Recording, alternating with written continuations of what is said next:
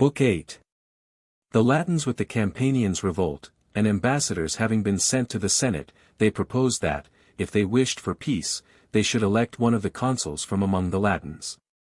Titus Manlius, the consul, put his son to death, because he had fought, though successfully, against the Latins, contrary to orders.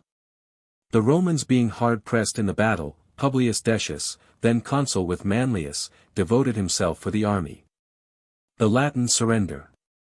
None of the young men came out to meet Manlius on his return to the city.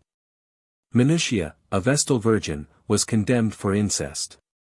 Several matrons convicted of poisoning.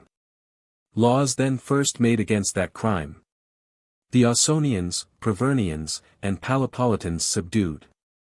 Quintus Publilius, the first instance of a person continuing in command after the expiration of his office, and of a triumph decreed to any person not a consul. Law against confinement for debt. Quintus Fabius, master of the horse, fights the Samnites with success, contrary to the orders of Lucius Papirius, dictator, and, with difficulty, obtains pardon, through the intercession of the people. Successful expedition against the Samnites. The consuls now were Caius Plautius a second time, and Lucius Aemilius Mamercinus, when the people of Caesia and Norba came to Rome to announce the revolt of the Provernians, with complaints of the damages received by them. News were brought that the army of the Volscians, under the guidance of the people of Antium, had taken post at Satricum. Both wars fell by lot to Plautius. He, marching first to Pravernum, immediately came to an engagement. The enemy were defeated after a slight resistance, the town was taken, and given back to the Provernians, a strong garrison being placed in it, 2/3 of their land were taken from them. The victorious army was marched thence to Satricum against the Antians, there a desperate battle was fought with great slaughter on both sides. And when a storm separated the combatants, hope inclining to neither side, the Romans, nowise disheartened by this so indecisive an engagement, prepare for battle against the following day. The Volscians, reckoning up what men they had lost in battle, had by no means the same spirits to repeat the risk. They went off in the night to Antium as a vanquished army in the utmost confusion, leaving behind their wounded and a part of their baggage. A vast quantity of arms was found, both among the dead bodies of the enemy, and also in the camp. These, the consul declared, that he offered up to Mother Lua, and he laid waste the enemy's country as far as the sea-coast. The other consul, Aemilius, on entering the Sabellan territory, found neither a camp of the Samnites nor legions opposed to him. Whilst he laid waste their territories with fire and sword, the ambassadors of the Samnites came to him, suing for peace. By whom being referred to the Senate, after leave to address them was granted, laying aside their ferocious spirits, they sued for peace for themselves from the Romans, and the right of waging war against the Sidicinians. Which requests, they alleged, that they were the more justified in making, because they had both united in friendship with the Roman people, when their affairs were flourishing, not under circumstances of distress, as the Campanians had done. And they were taking up arms against the Sidicinians, ever their enemies, never the friends of the Roman people. Who had neither, as the Samnites, sought their friendship in time of peace, nor, as the Campanians, their assistance in time of war, and were neither in alliance with, nor under subjection to the Roman people. After the praetor Tiberius Aemilius had consulted the Senate respecting the demands of the Samnites, and the Senate voted that the treaty should be renewed with them. The praetor returned this answer to the Samnites, that it neither had been the fault of the Roman people that their friendship with them was not perpetual. Nor was any objection made to that friendship being once more re-established, since they themselves were now become tired of a war entered into through their own fault. With respect to what regarded the Sidicinians, they did not interfere with the Samnite nation having the free decision of peace and war. The treaty being concluded, on their return home, the Roman army was immediately withdrawn after they had received a year's pay, and corn for 3 months, for which the consul had stipulated, to grant time for a truce, until the ambassadors should return. The Samnites having marched against the Sidicinians with the same forces which they had employed in their war against the Romans, entertained rather sanguine hopes of becoming masters of the enemy's citadel. Then the Sidicinians first began to surrender to the Romans. Afterwards, when the Senate rejected that offer as too late, and as being wrung from them by extreme necessity, it was made to the Latins, who were already taking up arms on their own account. Nor did even the Campanians, so much stronger was their recollection of the injuries done them by the Samnites than of the kindness of the Romans, keep themselves from this quarrel. Out of these so many states, one vast army, entering the territories of the Samnites under the direction of the Latins, committed more damage by depredations than by battles. And though the Latins had the advantage in the field, they retired out of the enemy's territory without reluctance, that they might not be obliged to fight too frequently. This opportunity was afforded to the Samnites to send ambassadors to Rome. When they appeared before the Senate, having complained that they, though now confederates, were subjected to the same hardships as those they had suffered as enemies, solicited, with the humblest entreaties, that the Romans would think it enough the victory, of which they had deprived the Samnites, over their Campanian and Sidicinian enemy. That they would not besides suffer them to be vanquished by these most dastardly states. That they could by their sovereign authority keep the Latins and the Campanians out of the Samnite territory, if they really were under the dominion of the Roman people, but if they rejected their authority, that they might compel them by arms. To this an equivocal answer was returned, because it was mortifying to acknowledge, that the Latins were not now in their power. And they were afraid lest by finding fault they might estrange them from their side, that the case of the Campanians was different, they having come under their protection, not by treaty but by surrender, accordingly, that the Campanians, whether they wished or not, should remain quiet, that in the Latin treaty there was no clause by which they were prevented from going to war with whomsoever they pleased. Which answer, whilst it sent away the Samnites uncertain as to what conduct they were to think that the Romans would pursue, it further estranged the Campanians through fear. It rendered the Samnites more presuming, they considering that there was nothing which the Romans would now refuse them. Wherefore, proclaiming frequent meetings under the pretext of preparing for war against the Samnites, their leading men, in their several deliberations among themselves, secretly fomented the plan of a war with Rome. In this war the Campanians too joined against their preservers. But though all their schemes were carefully concealed, and they were anxious that their Samnite enemy should be got rid of in their rear before the Romans should be aroused, yet through the agency of some who were attached to the latter, by private friendships and other ties, information of their conspiracy made its way to Rome, and the consuls being ordered to resign their office before the usual time, in order that the new consuls might be elected the sooner to meet so important a war, a religious scruple entered their minds at the idea of the elections being held by persons whose time of office had been cut short. Accordingly an interregnum took place. There were two interreges, Marcus Valerius and Marcus Fabius. The consuls elected were Titus Manlius Torquatus a third time, and Publius Decius Mus. It is agreed on that, in this year, Alexander, king of Epirus, made a descent on Italy with a fleet. Which war, if the first commencement had been sufficiently successful, would unquestionably have extended to the Romans. The same was the era of the exploits of Alexander the Great, whom, being son to the other sister, in another region of the world, having shown himself invincible in war, fortune cut short in his youth by disease. But the Romans, although the revolt of their allies and of the Latin nation was now no matter of doubt, yet as if they felt solicitude regarding the Samnites, not for themselves, summoned 10 of the leading men of the Latins to Rome, to whom they wished to issue such orders as they might wish. Latium had at that time 2 praetors, Lucius Annius, a native of Caesia, and Lucius Nemesius of Circeii, both from the Roman colonists, through whose means, besides Signia and Velletri, also Roman colonies, the Volscians too had been stirred up to arms. It was determined that these 2 should be summoned specially. It was a matter of doubt to no one, on what matter they were sent for.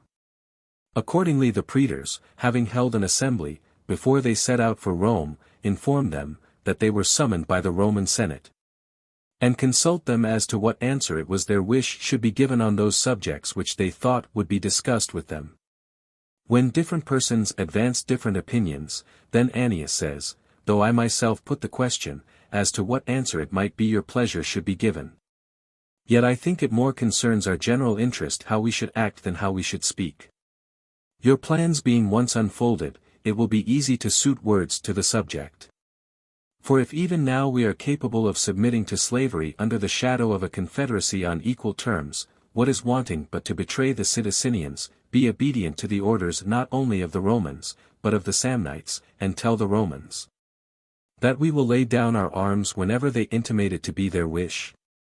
But if at length the desire of liberty stimulates your minds, if a confederacy does subsist, if alliance be equalization of rights, if there be reason now to boast that we are of the same blood as the Romans, of which they were formerly ashamed. If they have such an army of allies, by the junction of which they may double their strength, such a one as their consuls would be unwilling to separate from themselves either in concluding or commencing their own wars. Why are not all things equalized? Why is not one of the consuls chosen from the Latins? Where there is an equal share of strength, is there also an equal share in the government? This indeed in itself reflects no extraordinary degree of honor on us, as still acknowledging Rome to be the metropolis of Latium, but that it may possibly appear to do so, has been effected by our long-continued forbearance. But if ye ever wished for an opportunity of sharing in the government, and enjoying freedom, lo! This opportunity is now at hand, presented both by your own valor and the bounty of the gods. Ye have tried their patience by refusing them soldiers. Who doubts that they were fired with rage, when we broke through a custom of more than 200 years? Still they submitted to this feeling of resentment. We waged war with the Polignians in our own name. They who formerly did not even concede to us the right of defending our own territories through ourselves, interfered not. They heard that the Sidicinians were received under our protection, that the Campanians had revolted from themselves to us, that we were preparing armies against their confederates, the Samnites, yet they stirred not from the city. Whence this so great forbearance on their part, except from a knowledge of our strength and their own? I have it from competent authority, that when the Samnites complained of us, such an answer was given them by the Roman Senate, as plainly showed that not even themselves insisted that Latium was under the Roman jurisdiction. Only assume your rights in demanding that which they tacitly concede to you. If fear prevents any one from saying this, lo! I pledge myself that I will say it, in the hearing not only of the Roman people and Senate, but of Jupiter himself, who inhabits the Capitol. That if they wish us to be in confederacy and alliance with them, they are to receive one consul from us, and 1/2 of the Senate. When he not only recommended these measures boldly, but promised also his aid, they all, with acclamations of assent, permitted him to do and say whatever might appear to him conducive to the republic of the Latin nation in his own honor. When they arrived in Rome, an audience of the Senate was granted them in the Capitol. There, when Titus Manlius the consul, by direction of the Senate, required of them not to make war on their confederates the Samnites, Annius, as if he had taken the capital by arms as a victor, and were not addressing them as an ambassador protected by the law of nations, says, it were time, Titus Manlius, and you, conscript fathers, to cease at length treating with us on a footing of superiority. When you see Latium in a most flourishing state by the bounty of the gods in arms and men, the Samnites being vanquished in war, the Sidicinians and Campanians our allies, the Volscians now united to us in alliance. And that your own colonies even prefer the government of Latium to that of Rome. But since you do not bring your minds to put an end to your arbitrary despotism, we, though able by force of arms to vindicate the independence of Latium, yet will make this concession to the ties of blood between us, as to offer terms of peace on terms of equality for both, since it has pleased the immortal gods that the strength of both is equalized. One of the consuls must be selected out of Rome, the other out of Latium, an equal portion of the Senate must be from both nations, we must be one people, one republic. And that the seat of government may be the same, and we all may have the same name, since the concession must be made by the one party or other, let this, and may it be auspicious to both, have the advantage of being the mother country. And let us all be called Romans. It so happened that the Romans also had a consul, a match for this man's high spirit, who, so far from restraining his angry feelings, openly declared, that if such infatuation took possession of the conscript fathers, that they would receive laws from a man of Caesarea, he would himself come into the Senate armed with a sword. and would slay with his hand any Latin whom he should see in the Senate house. And turning to the statue of Jupiter, Hear thou, Jupiter, says he, hear these impious proposals, hear ye them, justice and equity. Jupiter, art thou to behold foreign consuls and a foreign senate in thy consecrated temple, as if thou wert a captive and overpowered? Were these the treaties which Tullus, a Roman king, concluded with the Albans, your forefathers, Latins, and which Lucius Tarquinius subsequently concluded with you? Does not the battle at the Lake Regillus occur to your thoughts? Have you so forgotten your own calamities and our kindnesses towards you? When the indignation of the Senate followed these words of the consul, it is recorded that, in reply to the frequent appeals to the gods, whom the consuls frequently invoked as witnesses to the treaties, an expression of Annius was heard in contempt of the divinity of the Roman Jupiter. Certainly, when aroused with wrath he was proceeding with rapid steps from the porch of the temple, having fallen down the stairs, his head being severely struck, he was dashed against a stone at the bottom with such force as to be deprived of sense. As all writers do not say that he was killed, I too shall leave it in doubt, as also the circumstance, that a storm, with a dreadful noise in the heavens, took place during the appeal made in reference to the violated treaties. For they may both be true, and also invented aptly to express in a striking manner the resentment of heaven. Torquatus, being dispatched by the Senate to dismiss the ambassadors, on seeing Annius lying prostrate, exclaimed, so as that his voice was heard both by the people and the Senate, It is well. The gods have excited a just war. There is a deity in heaven. Thou dost exist, great Jove, not without reason have we consecrated thee the Father of gods and men in this mansion. Why do ye hesitate, Romans, and you, conscript fathers, to take up arms under the direction of the gods? Thus will I lay low the legions of the Latins, as you now see this man lying prostrate. The words of the consul, received with the approbation of the people, filled their breasts with such ardor, that the ambassadors on their departure were protected from the anger and violence of the people more by the care of the magistrates, who escorted them by order of the consul, than by the law of nations. The Senate also voted for the war. And the consuls, after raising 2 armies, marched into the territories of the Marsians and Pelignians, the army of the Samnites having joined them, and pitched their camp near Capua, where the Latins and their allies had now assembled. There it is said there appeared to both the consuls, during sleep, the same form of a man larger and more majestic than human, who said, of the one side a general, of the other an army was due to the Dii Manes and to Mother Earth. From whichever army a general should devote the legions of the enemy in himself, in addition, that the victory would belong to that nation and that party. When the consuls compared together these visions of the night, it was resolved that victims should be slain for the purpose of averting the anger of the gods. At the same time, that if the same portents were exhibited in the entrails as those which had been seen during sleep, either of the consuls should fulfill the fates. When the answers of the haruspices coincided with the secret religious impression already implanted in their minds, then, having brought together the lieutenant generals and tribunes, and having openly expounded to them the commands of the gods, they settled among themselves, lest the consul's voluntary death should intimidate the army in the field, that on which side soever the Roman army should commence to give way, the consul in that quarter should devote himself for the Roman people and the Quirites. In this consultation it was also suggested, that if ever on any occasion any war had been conducted with strict discipline, then indeed military discipline should be reduced to the ancient standard. What excited their attention particularly was, that they had to contend against Latins, who coincided with themselves in lawn gauge, manners, in the same kind of arms, and more especially in military institutions. Soldiers had been mixed with soldiers, centurions with centurions, tribunes with tribunes, as comrades and colleagues, in the same armies, and often in the same companies. Lest in consequence of this the soldiers should be involved in any mistake, the consuls issue orders that no one should fight against an enemy out of his post.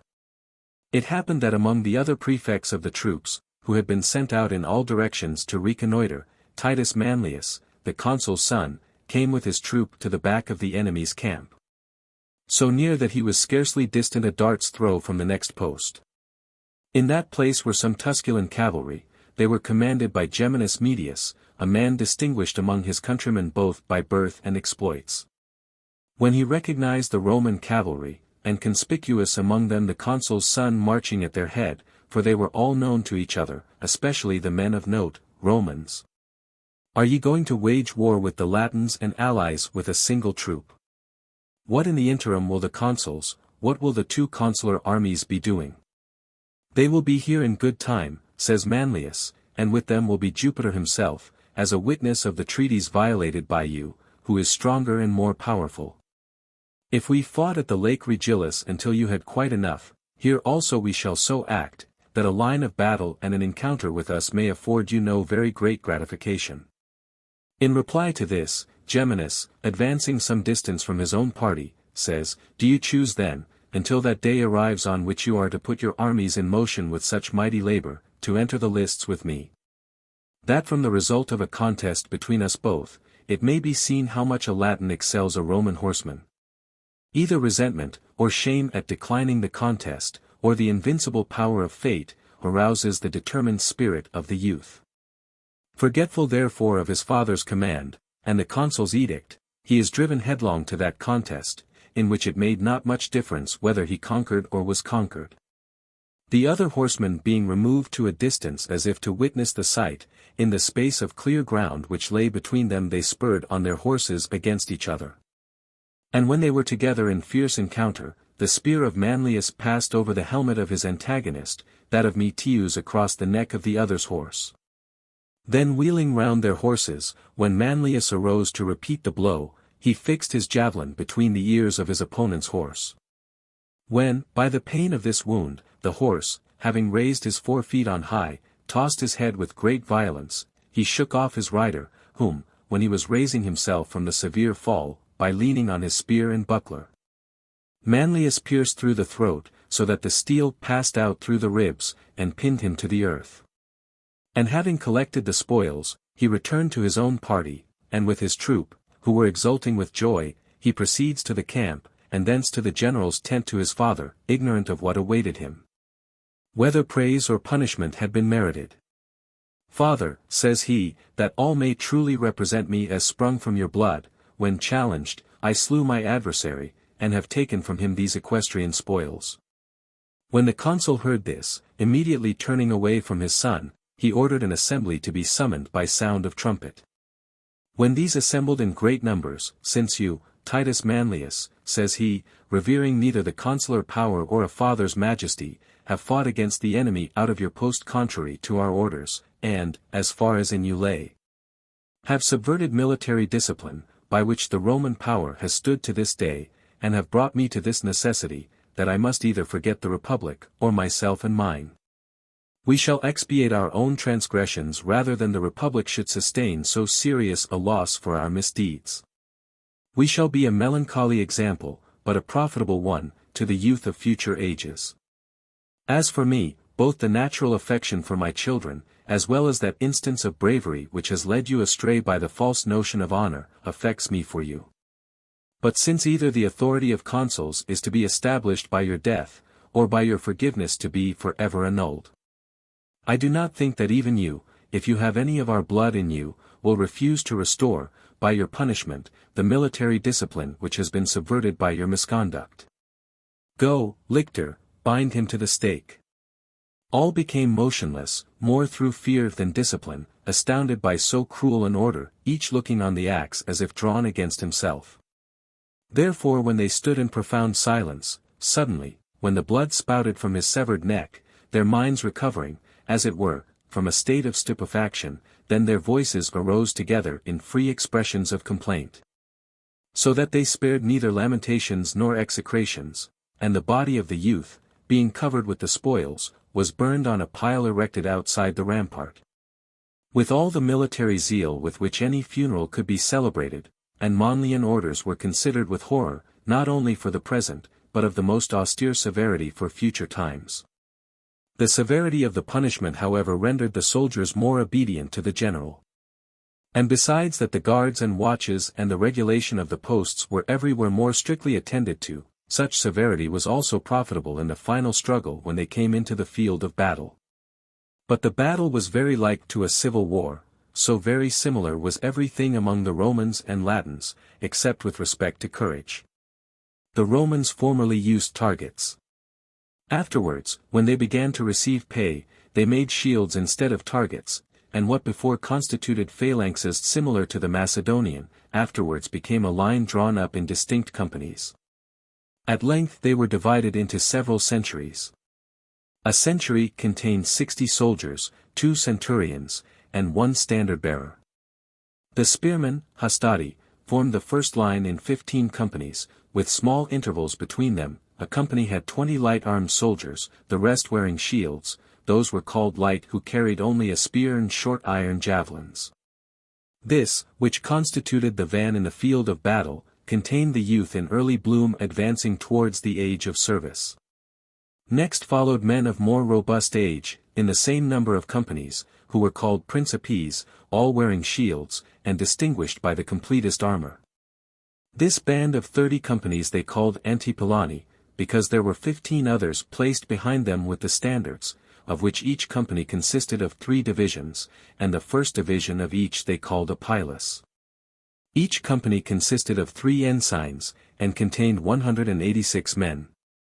The first ensign was at the head of the triarii, veteran soldiers of tried bravery. The second, at the head of the rorarii, men whose ability was less by reason of their age and course of service. The third, at the head of the exensi, a body in whom very little confidence was reposed. For this reason also they were thrown back to the rear. When the army was marshalled according to this arrangement, the spearmen first commenced the fight. If the spearmen were unable to repulse the enemy, they retreated leisurely, and were received by the principes into the intervals of the ranks. The fight then devolved on the principes, the spearmen followed. The triarii continued kneeling behind the ensigns, their left leg extended forward, holding their shields resting on their shoulders, and their spears fixed in the ground, with the points erect. So that their line bristled as if enclosed by a rampart. If the principes also did not make sufficient impression in the fight, they retreated slowly from the front to the triarii. Hence, when a difficulty is felt, matters have come to the triarii, became a usual proverb. The triarii rising up, after receiving the principes and spearmen into the intervals between their ranks, immediately closing their files, shut up as it were the openings. And in one compact body fell upon the enemy, no other hope being now left. That was the most formidable circumstance to the enemy, when having pursued them as vanquished, they beheld a new line suddenly starting up, increased also in strength. In general about 4 legions were raised, each consisting of 5,000 infantry and 300 horse. As many more were added from the Latin levy, who were at that time enemies to the Romans, and drew up their line after the same manner. And they knew that unless the ranks were disturbed they would have to engage not only standard with standard, spearmen with spearmen, principes with principes, but centurion also with centurion. There were among the veterans 2 first centurions in either army, the Roman by no means possessing bodily strength, but a brave man, and experienced in the service, the Latin powerful in bodily strength, and a first-rate warrior.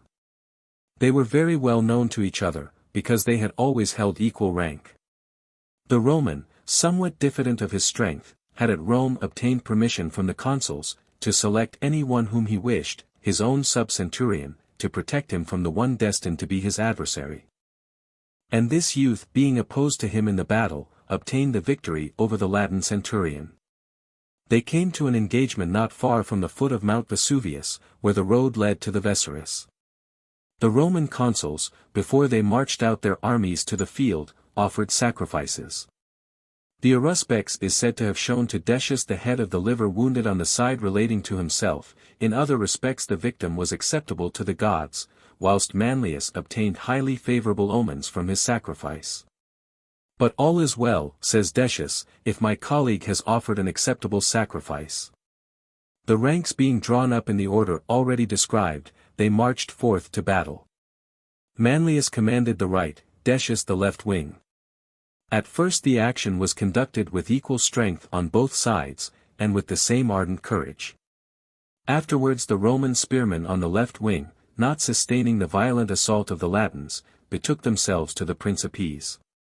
In this state of trepidation the consul Decius cries out with a loud voice to Marcus Valerius, "Valerius, we have need of the aid of the gods.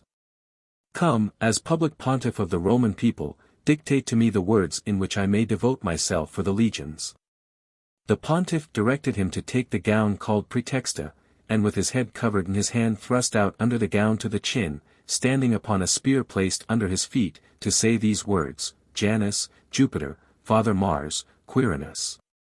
Bellona, ye Lares, ye gods Novensals, ye gods Indigetes, ye divinities, under whose power we and our enemies are, and ye Diomenes, I pray you, I adore you, I ask your favor. That you would prosperously grant strength and victory to the Roman people, the Quirites. And that ye may affect the enemies of the Roman people, the Quirites, with terror, dismay, and death. In such manner as I have expressed in words, so do I devote the legions and auxiliaries of the enemy, together with myself, to the Diomenes and to earth for the republic of the Quirites, for the army, legions, auxiliaries of the Roman people. The Quirites. Having uttered this prayer, he orders the lictors to go to Titus Manlius, and without delay to announce to his colleague that he had devoted himself for the army. He, girding himself in a gabin cincture, and fully armed, mounted his horse, and rushed into the midst of the enemy. He was observed by both armies to present a more majestic appearance than human, as one sent from heaven as an expiation of all the wrath of the gods, to transfer to the enemy destruction turned away from his own side, accordingly. All the terror and panic being carried along with him, at first disturbed the battalions of the Latins, then completely pervaded their entire line. This was most evident, because, in whatever direction he was carried with his horse, there they became panic-stricken, as if struck by some pestilential constellation. But when he fell overwhelmed with darts, instantly the cohorts of the Latins, thrown into manifest consternation, took to flight, leaving a void to a considerable extent. At the same time also the Romans, their minds being freed from religious dread, exerting themselves as if the signal was then given for the first time, commenced to fight with renewed ardor. For the Rorarii also pushed forward among the Antipolani, and added strength to the spearmen and Principes, and the Triarii resting on the right knee awaited the consul's nod to rise up. Afterwards, as the contest proceeded, when the superior numbers of the Latins had the advantage in some places, the consul, Manlius, on hearing the circumstance of his colleague's death, after he had, as was right and just, honored his so glorious a death with tears, as well as with praises so well merited, hesitated, for a little time, whether it was yet time for the Triarii to rise. Then judging it better that they should be kept fresh for the decisive blow, he ordered the Exensi to advance from the rear before the standards. When they moved forward, the Latins immediately called up their Triarii, as if their opponents had done the same thing, who, when they had by desperate fighting for a considerable time both fatigued themselves, and had either broken or blunted their spears, and were, however, beating back their adversaries, thinking that the battle was now nearly decided, and that they had come to the last line. Then the consul calls to the Triarii, "Arise now, fresh as ye are, against men now wearied, mindful of your country and parents, your wives and children, mindful of your consul who has submitted to death to ensure your victory." When the Triarii arose, fresh as they were, with their arms glittering, a new line which appeared unexpectedly, receiving the Antipolani into the intervals between the ranks, raised a shout, and broke through the first line of the Latins. And goading their faces, after cutting down those who constituted their principal strength, they passed almost intact through the other companies, with such slaughter that they scarcely left 1/4 of the enemy. The Samnites also, drawn up at a distance at the foot of the mountain, struck terror into the Latins. But of all, whether citizens or allies, the principal praise for that action was due to the consuls. The one of whom turned on himself alone all the threats and dangers, denounced, by the divinities of heaven and hell. The other evinced such valor and such judgment in the battle, that it was universally agreed among both the Romans and Latins who have transmitted to posterity an account of the battle, that, on whichever side Titus Manlius held the command, the victory must belong to that The Latins in their flight betook themselves to Minturni. Immediately after the battle the camp was taken, and great numbers still alive were surprised therein, chiefly Campanians. Night surprised them in their search, and prevented the body of Decius from being discovered on that day. On the day after it was found amid vast heaps of slaughtered enemies, pierced with a great number of darts, and his funeral was solemnized under the direction of his colleague, in a manner suited to his death. It seems right to add here, that it is lawful for a consul, a dictator, and a praetor, when he devotes the legions of the enemy, to devote not himself particularly, but whatever citizen he may choose out of a Roman legion regularly enrolled. If the person who has been devoted die, the matter is duly performed. If he do not perish, then an image, 7 feet high or more, must be buried in the ground, and a victim slain, as an expiation. Where that image shall be buried, there it is not lawful that a Roman magistrate should pass. But if he wish to devote himself, as Decius did, unless he who has devoted himself die, he shall not with propriety perform any act of religion regarding either himself or the public. Should he wish to devote his arms to Vulcan or to any other god, he has a right, whether he shall please, by a victim, or in any other manner. It is not proper that the enemy should get possession of the weapon, on which the consul, standing, pronounced the imprecation. If they should get possession of it, then an expiation must be made to Mars by the sacrifices called the Suovterilia. Although the memory of every divine and human custom has been obliterated, in consequence of preferring what is modern and foreign to that which is ancient and belonging to our own country, I deemed it not irrelevant to relate the particulars even in the very terms used, as they have been handed down and expressed. I find it stated in some writers, that the Samnites, having awaited the issue of the battle, came at length with support to the Romans after the battle was over. Also aid from Lavinium, whilst they wasted time in deliberating, was at length sent to the Latins after they had been vanquished. And when the first standards and part of the army just issued from the gates, news being brought of the defeat of the Latins, they faced about and returned back to the city. On which occasion they say that their praetor, Millionius, observed, that, for so very short a journey a high price must be paid to the Romans.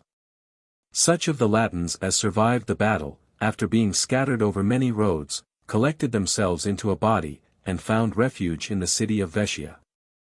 There their general, Nemesius, insisted in their councils, that the truly common fortune of war had prostrated both armies by equal losses, and that only the name of victory rested with the Romans. That in other respects they too shared the lot of defeated persons. The 2 pavilions of the consuls were polluted, one by the murder committed on a son, the other by the blood of a devoted consul, that their army was cut down in every direction. Their spearmen and principes were cut down, great havoc was made before the standards and behind them. The Triarii at length restored their cause. Though the forces of the Latins were cut down in an equal proportion, yet for reinforcements, Latium or the Volscians were nearer than Rome. Wherefore, if they thought well of it, he would speedily call out the youth from the Latin and Volscian states, and would return to Capua with a determined army, and by his unexpected arrival strike dismay among the Romans, who were expecting nothing less than battle. Deceptive letters being sent around Latium and the Volscian nation, a tumultuary army, hastily raised from all quarters, was assembled, for as they had not been present at the battle, they were more disposed to believe on slight grounds. This army the consul Torquatus met at Trisanum, a place between Sinuessa and Minturni. Before a place was selected for a camp, the baggage on both sides being piled up in a heap, they fought and terminated the war. For so impaired was their strength, that all the Latins surrendered themselves to the consul, who was leading his victorious army to lay waste their lands, and the Campanians followed the example of this surrender. Latium and Capua were fined some land. The Latin with the addition of the Privernian land, and the Falernian land, which had belonged to the people of Campania, as far as the river Volturnus, is all distributed to the commons of Rome.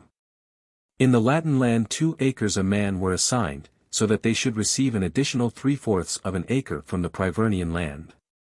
In the Falernian land 3 acres were assigned, 1/4 of an acre being further added, in consideration of the distance.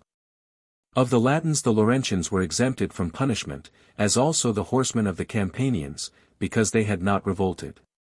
An order was issued that the treaty should be renewed with the Laurentians. And it is renewed every year since, on the 10th day after the Latin festival. The rights of citizenship were granted to the Campanian horsemen, and that it might serve as a memorial, they hung up a brazen tablet in the temple of Castor at Rome. The Campanian state was also enjoined to pay them a yearly stipend of 450 denarii each, their number amounted to 1,600.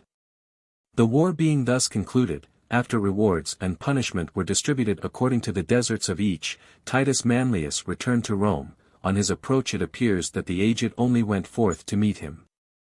And that the young men, both then, and all his life after, detested and cursed him. The Antians made incursions on the territories of Ostia, Ardea, and Solonia.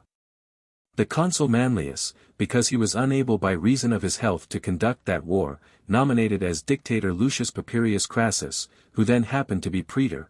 By him Lucius Papirius Cursor was appointed master of the horse.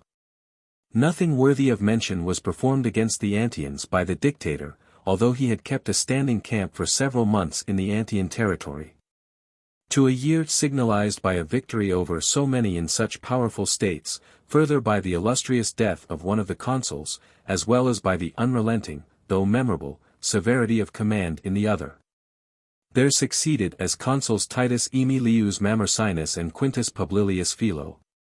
Neither to a similar opportunity of exploits, and they themselves being mindful rather of their own interests as well as of those of the parties in the state, than of the interests of their country. They routed on the plains of Ferentinum, and stripped of their camp, the Latins, who, in resentment of the land they had lost, took up arms again. Publilius, under whose guidance and auspices the action had been fought, receiving the submission of the Latin states, who had lost a great many of their young men there, Aemilius marched the army to Paetum. The people of Paetum were supported by the states of Tibur, Praeneste, and Velitrae. Auxiliaries had also come from Lanuvium and Antium. Where, though the Romans had the advantage in several engagements, still the entire labor remained at the city of Paetum itself and at the camp of the allied states, which was adjoining the city, suddenly leaving the war unfinished. Because he heard that a triumph was decreed to his colleague, he himself also returned to Rome to demand a triumph before a victory had been obtained. The Senate displeased by this ambitious conduct, and refusing a triumph unless Paetum was either taken or should surrender, Aemilius, alienated from the Senate in consequence of this act, administered the remainder of the consulship like to a seditious tribuneship. For, as long as he was consul, he neither ceased to criminate the patricians to the people, his colleague by no means interfering, because he himself also was a plebeian. The scanty distribution of the land among the commons in the Latin and Falernian territory afforded the groundwork of the crimination's winky face. And when the Senate, wishing to put an end to the administration of the consuls, ordered a dictator to be nominated against the Latins, who were again in arms, Aemilius, to whom the fasces then belonged, nominated his colleague dictator. By him Junius Brutus was constituted master of the horse. The dictatorship was popular, both in consequence of his discourses containing invectives against the patricians, and because he passed 3 laws, most advantageous to the commons, and injurious to the nobility.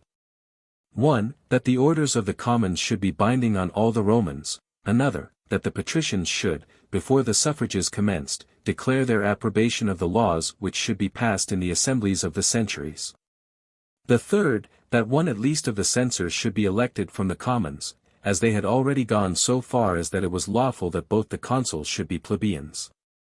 The patricians considered that more of detriment had been sustained on that year from the consuls and dictator than was counterbalanced by their success and achievements abroad. On the following year, Lucius Furius Camillus and Caius Manius were consuls, in order that the neglect of his duty by Aemilius, the consul of the preceding year, might be rendered more markedly reproachful. The Senate loudly urged that Paetum should be assailed with arms, men, and every kind of force, and be demolished. And the new consuls, being forced to give that matter the precedence of all others, set out on that expedition. The state of affairs was now such in Latium, that they could no longer submit to either war or peace. For war they were deficient in resources, they spurned at peace through resentment for the loss of their land. It seemed necessary therefore to steer a middle course, to keep within their towns, so that the Romans by being provoked might have no pretext for hostilities. And that if the siege of any town should be announced to them, aid should be sent from every quarter from all the states. And still the people of Pedum were aided by only a very few states. The Tiburtians and Praenestans, whose territory lay nearest, came to Pedum. Manius suddenly making an attack, defeated the Aricinians, and Lanuvians, and Velaturnians, at the river Astura, the Volscians of Antium forming a junction with them. The Tiburtian, far the strongest body, Camillus engages at Pedum, encountering much greater difficulty, though with a result equally successful. A sudden sally of the townsmen during the battle chiefly occasioned confusion. Camillus, turning on these with a part of his army, not only drove them within their walls, but on the very same day. After he had discomfited themselves and their auxiliaries, he took the town by scalade. It was then resolved to lead round with greater energy and spirit his victorious army from the storming of a single city to the entire conquest of Latium. Nor did they stop until they reduced all Latium either by storming, or by becoming masters of the cities one after the other by capitulation. Then, disposing garrisons in the towns which they had taken, they departed to Rome to a triumph universally admitted to be due to them. To the triumph was added the honor of having equestrian statues erected to them in the Forum, a compliment very unusual at that period.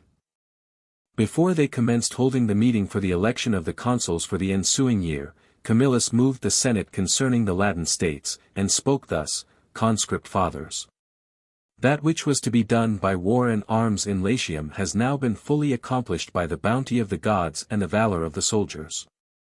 The armies of the enemy have been cut down at Pedum and the Astura.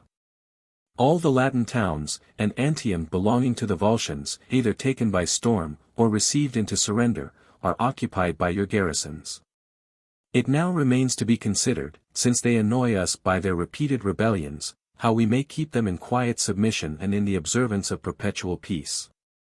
The immortal gods have put the determination of this matter so completely in your power, that they have placed it at your option whether Latium is to exist henceforward or not.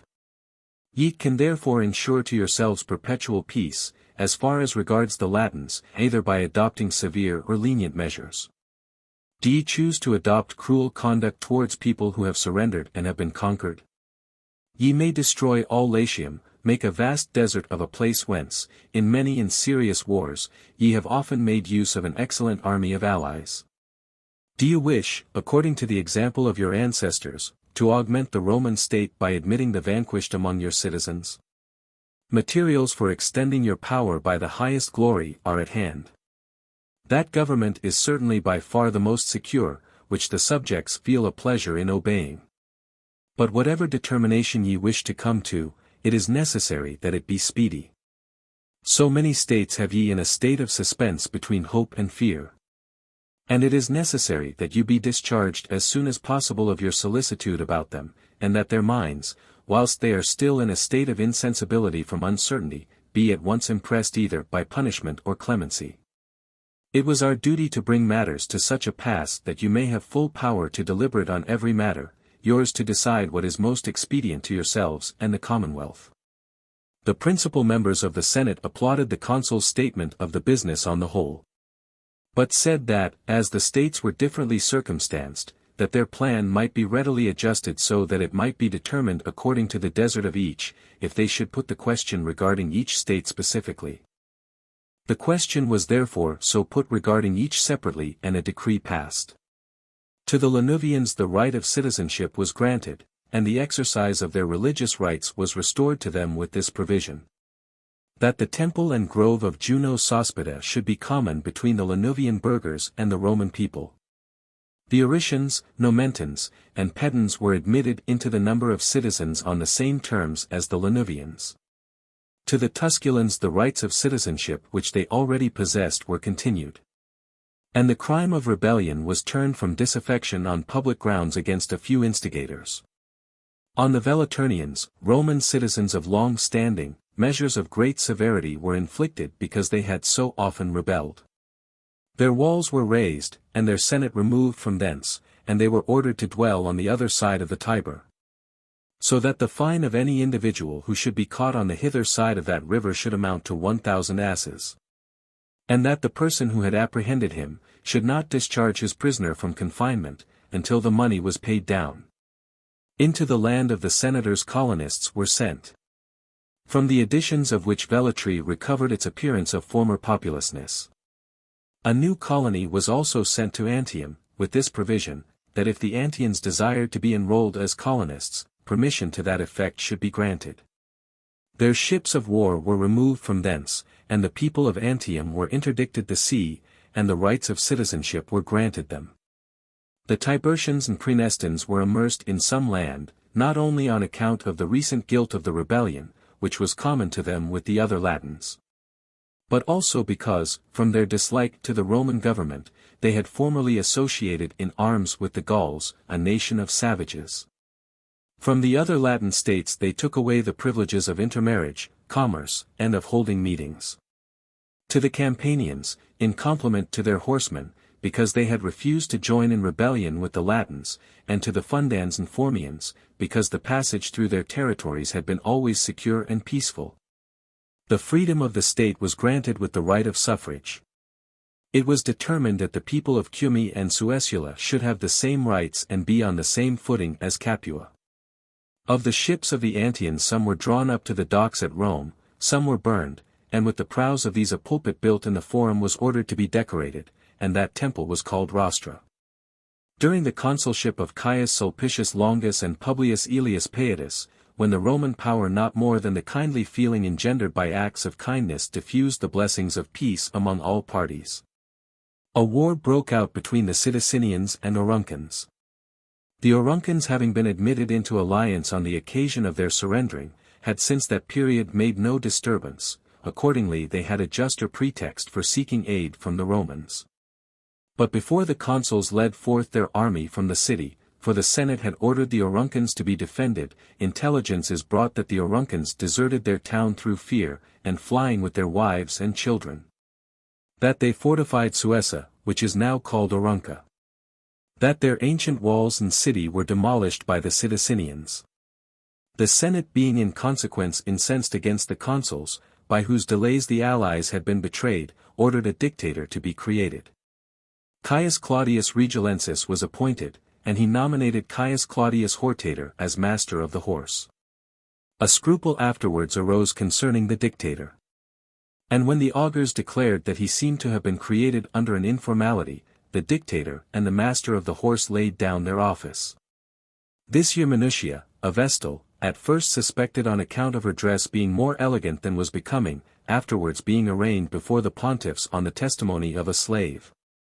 After she had been ordered by their decree to abstain from meddling in sacred rites, and to keep her slaves under her own power, when brought to trial, was buried alive at the Colline Gate, on the right of the causeway, in the field of wickedness.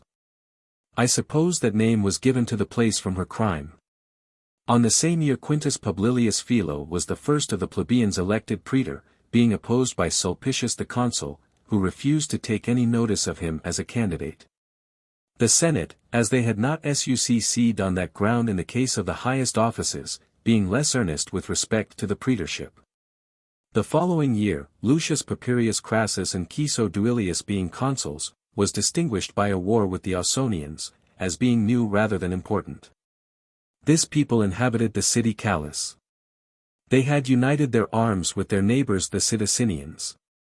And the army of the two states being defeated in one battle scarcely worthy of record, was induced to take to flight the earlier in consequence of the proximity of the cities, and the more sheltered on their flight. Nor did the Senate, however, discontinue their attention to that war, because the Sidicinians had now so often taken up arms either as principals, or had afforded aid to those who did so, or had been the cause of hostilities.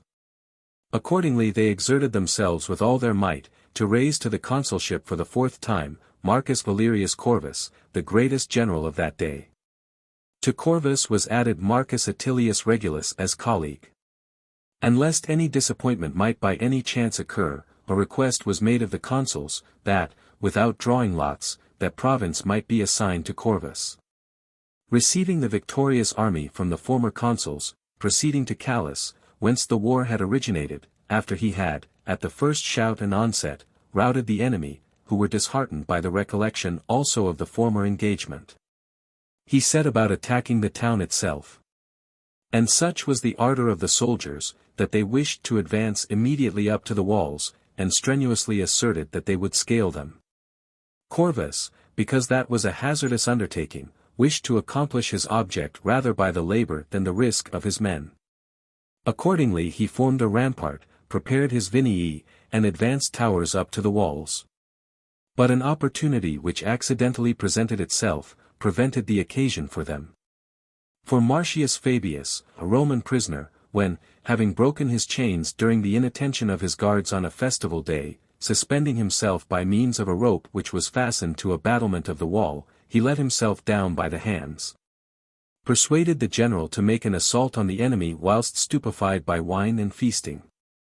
Nor were the Ausonians, together with their city, captured with greater difficulty than they had been routed in the field.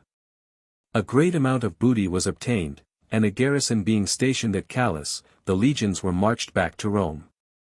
The consul triumphed in pursuance of a decree of the Senate, and that Attilius might not be without a share of glory, both the consuls were ordered to lead the army against the Sidicinians. But first, in conformity with a decree of the Senate, they nominated as dictator for the purpose of holding the elections, Lucius Aemilius Mamercinus. He named Quintus Publilius Philo his master of the horse. The dictator presiding at the elections, Titus Veturius and Spurius Postumius were elected consuls. Though a part of the war with the Sidicinians still remained. Yet that they might anticipate, by an act of kindness, the wishes of the commons, they proposed about sending a colony to Callus. And a decree of the Senate being passed that 2,500 men should be enrolled for that purpose, they appointed Ciso Duilius, Titus Quinctius, and Marcus Fabius commissioners for conducting the colony and distributing the land. The new consuls then, recovering the army from their predecessors, entered the enemy's territories and carried their depredations up to the walls and the city. There because the Sidicinians, who had raised a numerous army, seemed determined to fight vigorously for their last hope, and a report existed that Samnium also was preparing for hostilities. Publius Cornelius Rufinus was created dictator by the consuls in pursuance of a decree of the Senate. Marcus Antonius was nominated master of the horse. A scruple afterwards arose that they were elected under an informality, and they laid down their office. And because a pestilence followed, recourse was had to an interregnum, as if all the auspices had been infected by that irregularity. By Marcus Valerius Corvus, the fifth interrex from the commencement of the interregnum, Aulus Cornelius a second time, and Gnaeus Domitius were elected consuls. Things being now tranquil, the rumor of a Gallic war had the effect of a real outbreak, so that they were determined that a dictator should be nominated. Marcus Papirius Crassus was nominated, and Publius Valerius Publicola master of the horse. And when the levy was conducted by them with more activity than was deemed necessary in the case of neighboring wars, scouts were sent out and brought word, that there was perfect quiet with the Gauls in every direction. It was suspected that Samnium also was now for the second year in a state of disturbance in consequence of their entertaining new designs, hence the Roman troops were not withdrawn from the Sidicinian territory.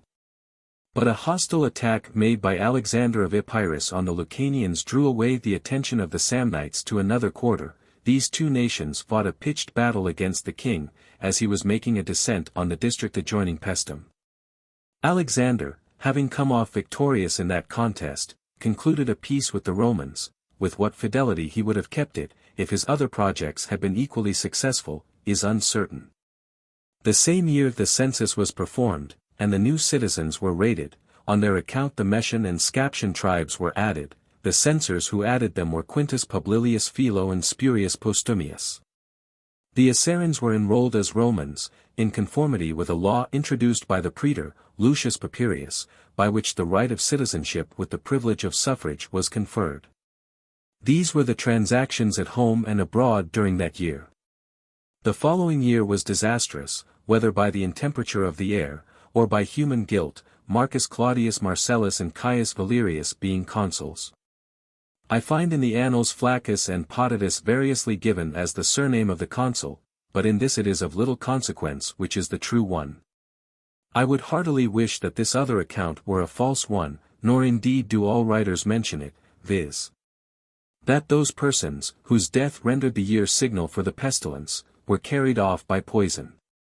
The circumstance however must be stated as it is handed down to us, that I may not detract from the credit of any writer. When the principal persons of the state were dying of similar diseases, and all generally with the same result, a certain maidservant undertook, before Quintius Fabius Maximus, curule edile, to discover the cause of the public malady. Provided the public faith would be given to her by him, that the discovery should not be made detrimental to her. Fabius immediately lays the matter before the consuls, and the consuls before the Senate, and with the concurrence of that order the public faith was pledged to the informer. It was then disclosed that the state was afflicted by the wickedness of certain women, and that certain matrons were preparing those poisonous drugs, and if they wished to follow her forthwith, they might be detected in the very fact. Having followed the informer, they found women preparing certain drugs, and others of the same kind laid up.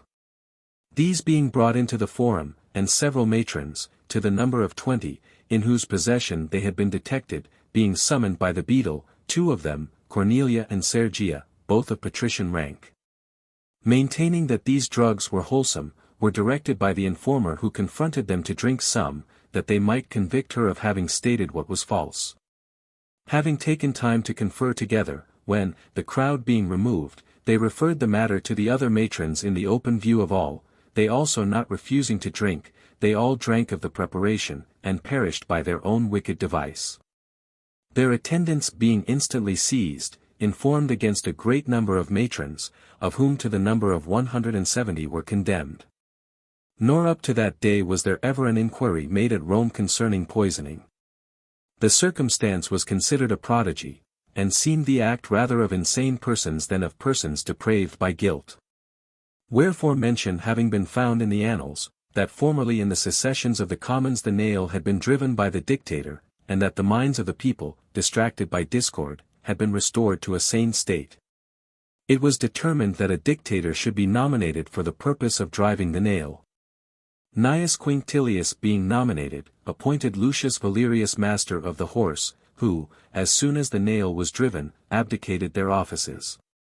Lucius Papirius Crassus a second time, and Lucius Plautius Veno were elected consuls.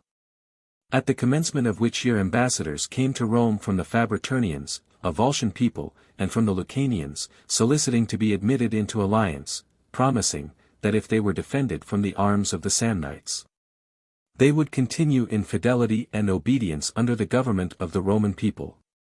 Ambassadors were then sent by the Senate, and the Samnites were directed to withhold all violence from the territories of those states. And this embassy proved effectual not so much because the Samnites were desirous of peace, as because they were not prepared for war. The same year a war broke out with the people of Pravernum, in which the people of Fundi were their supporters, their leader also being a Fundanian, Vitruvius Vaccus, a man of distinction not only at home, but in Rome also. He had a house on the Palatine Hill, which, after the building was razed and the ground thrown open, was called the Vaxiprata. Lucius Papirius having set out to oppose him whilst devastating extensively the districts of Caesia, Morba, and Cora, posted himself at no great distance from his camp. Vitruvius neither adopted the prudent resolution to enclose himself with his trenches against an enemy his superior in strength, nor had he sufficient courage to engage at any great distance from his camp. When his army had scarcely got out of the gate of the camp, and his soldiers were looking backwards to flight rather than to battle or the enemy, he enters on an engagement without judgment or boldness. And as he was conquered by a very slight effort and unequivocally, so did he by the very shortness of the distance, and by the facility of his retreat into the camp so near at hand, protect his soldiers without difficulty from much loss. And scarcely were any slain in the engagement itself, and but few in the confusion of the flight in the rear, whilst they were making their way into the camp. And as soon as it was dark they repaired to Pravernum in trepidation, so that they might protect themselves rather by walls than by a rampart. Plautius, the other consul, after laying waste the lands in every direction and driving off the spoil, leads his army into the Fundanian territory. The Senate of the Fundanians met him as he was entering their borders. They declare that, they had not come to intercede in behalf of Vitruvius or those who followed his faction, but in behalf of the people of Fundi, whose exemption from any blame in the war had been proved by Vitruvius himself. When he made Privernum his place of retreat, and not his native country, Fundi. At Privernum, therefore, the enemies of the Roman people were to be looked for, and punished, who revolted at the same time from the Fundanians and the Romans, unmindful of both countries.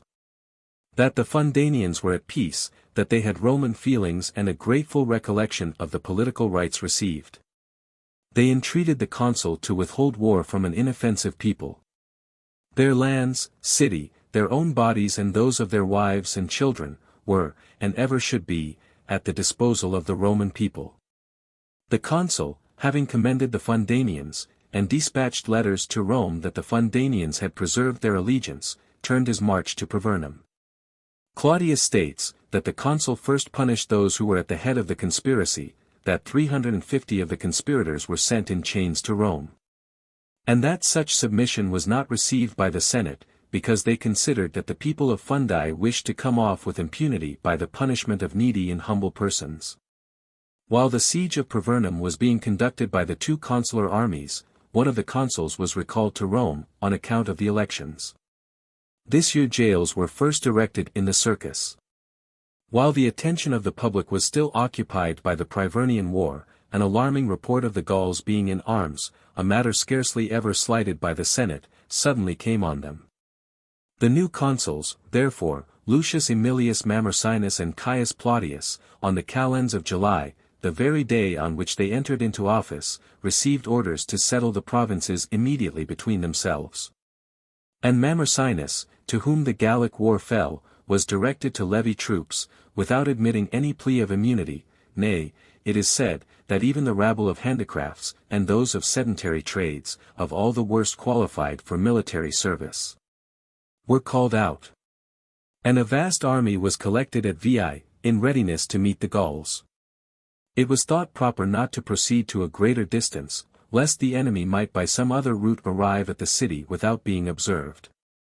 In the course of a few days it being ascertained, on a careful inquiry, that everything on that side was quiet at the time, the whole force, which was to have opposed the Gauls, was then turned against Privernum. Of the issue of the business, there are two different accounts. Some say, that the city was taken by storm, and that Vitruvius fell alive into the hands of the conquerors. Others maintain that the townsmen, to avoid the extremities of a storm, presenting the rod of peace, surrendered to the consul, and that Vitruvius was delivered up by his troops. The Senate, being consulted with respect to Vitruvius and the Privernians, sent directions, that the consul Plautius should demolish the walls of Privernum, and, leaving a strong garrison there, come home to enjoy the honor of a triumph. At the same time ordering that Vitruvius should be kept in prison, until the return of the consul, and that he should then be beaten with rods, and put to death. His house, which stood on the Palatine hill, they commanded to be razed to the ground, and his effects to be devoted to Semos Sancus. With the money produced by the sale of them, brazen globes were formed, and placed in the chapel of Sancus, opposite to the temple of Quirinus. As to the Senate of Privernum, it was decreed, that every person who had continued to act as a senator of Privernum, after the revolt from the Romans, should reside on the farther side of the Tiber, under the same restrictions as those of Velatri. After the passing of these decrees, there was no further mention of the Privernians, until Plautius had triumphed. After the triumph, Vitruvius, with his accomplices, having been put to death, the consul thought that all being now fully gratified by the sufferings of the guilty, allusion might be safely made to the business of the Privernians. He spoke in the following manner: Conscript fathers, since the authors of the revolt have received, both from the immortal gods and from you, the punishment so well merited, what do ye judge proper to be done with respect to the guiltless multitude? For my part, although my duty consists rather in collecting the opinions of others than in offering my own, yet, when I reflect that the Privernians are situated in the neighborhood of the Samnites, our peace with whom is exceedingly uncertain, I should wish, that as little ground of animosity as possible may be left between them and us. The affair naturally admitted of a diversity of opinions, each, agreeably to his particular temper, recommending either severity or lenity. Matters were still further perplexed by one of the Privernaian ambassadors, more mindful of the prospects to which he had been born, than to the exigency of the present juncture, who being asked by one of the advocates for severity, what punishment he thought the Privernaians deserved, answered, such as those deserve who deem themselves worthy of liberty. The consul observing, that, by this stubborn answer, those who were adverse to the cause of the Privernaians were the more exasperated against them, and wishing, by a question of favourable import, to draw from him a more conciliating reply, said to him, what if we remit the punishment, in what manner may we expect that ye will observe the peace which shall be established between us? He replied, if the peace which ye grant us be a good one, both inviolable and eternal, if bad, of no long continuance. Then indeed some exclaimed, that the Privernaian menaced them, and not in ambiguous terms, and that by such expressions peaceable states were incited to rebellion. But the more reasonable part of the Senate interpreted his answers more favourably, and said, that, the words they had heard were those of a man, and of a free man. Could it be believed that any people, or even any individual, would remain, longer than necessity constrained, in a situation which he felt painful? That peace was faithfully observed, only when those at peace were voluntarily so. But that fidelity was not to be expected where they wished to establish slavery. In this opinion they were led to concur, principally, by the consul himself, who frequently observed to the consulars, who had proposed the different resolutions, in such a manner as to be heard by several, that, surely those men only who thought of nothing but liberty, were worthy of being made Romans. They consequently both carried their cause in the Senate, and, moreover, by direction of that body, a proposal was laid before the people, that the freedom of the state should be granted to the Privernaians. The same year a colony of 300 was sent to Anxur, and received 2 acres of land each. The year following, in which the consuls were Publius Plautius Proculus and Publius Cornelius Scapula, was remarkable for no one transaction, civil or military, except the sending of a colony to Fregelli, a district which had belonged to the Sidicinians, and afterwards to the Volscians, and a distribution of meat to the people, made by Marcus Flavius, on occasion of the funeral of his mother. There were many who represented, that, under the appearance of doing honour to his parent, a deserved recompense was made to the people, for having acquitted him, when prosecuted by the aediles on a charge of having debauched a married woman. This distribution of meat intended as a return for favours shown on the trial, proved also the means of procuring him the honour of a public office. For, at the next election, though absent, he was preferred before the candidates who solicited in person the tribuneship of the commons. The city of Palliapolis was situated at no great distance from the spot where Neapolis now stands. The 2 cities were inhabited by one people, these came from Cumae, and the Cumans derived their origin from Chalcis in Euboea. By means of the fleet in which they had been conveyed hither, they possessed great power on the coast of the sea, near which they dwelt. Having first landed on the islands of Inaria, and the Pithecusae, they afterwards ventured to transfer their settlement to the continent. This state, relying both on their own strength, as well as on the treacherous nature of the alliance of the Samnites with the Romans, or, encouraged by the report of a pestilence having attacked the city of Rome, committed various acts of hostility against the Romans settled in the Campanian and Falernian territories. Wherefore, in the succeeding consulate of Lucius Cornelius, and Quintus Publilius Philo a second time, heralds being sent to Palliapolis to demand satisfaction, when a haughty answer was returned by these Greeks, a race more magnanimous in words than in action, the people, in pursuance of the direction of the Senate, ordered war to be declared against the Pallipolitans. On settling the provinces between the consuls, the war against the Greeks fell to Publilius. Cornelius, with another army, was appointed to watch the Samnites if they should attempt any movement. But a report prevailed that they, anxiously expecting a revolt in Campania, intended to march their troops thither, that was judged by Cornelius the proper station for him. The Senate received information, from both the consuls, that there was very little hope of peace with the Samnites.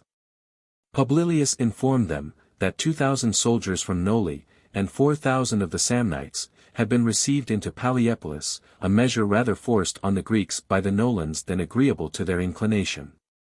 Cornelius wrote, that a levy of troops had been ordered, that all Samnium was in motion, and that the neighboring states of Pravernum, Fundi, and Formii, were openly solicited to join them.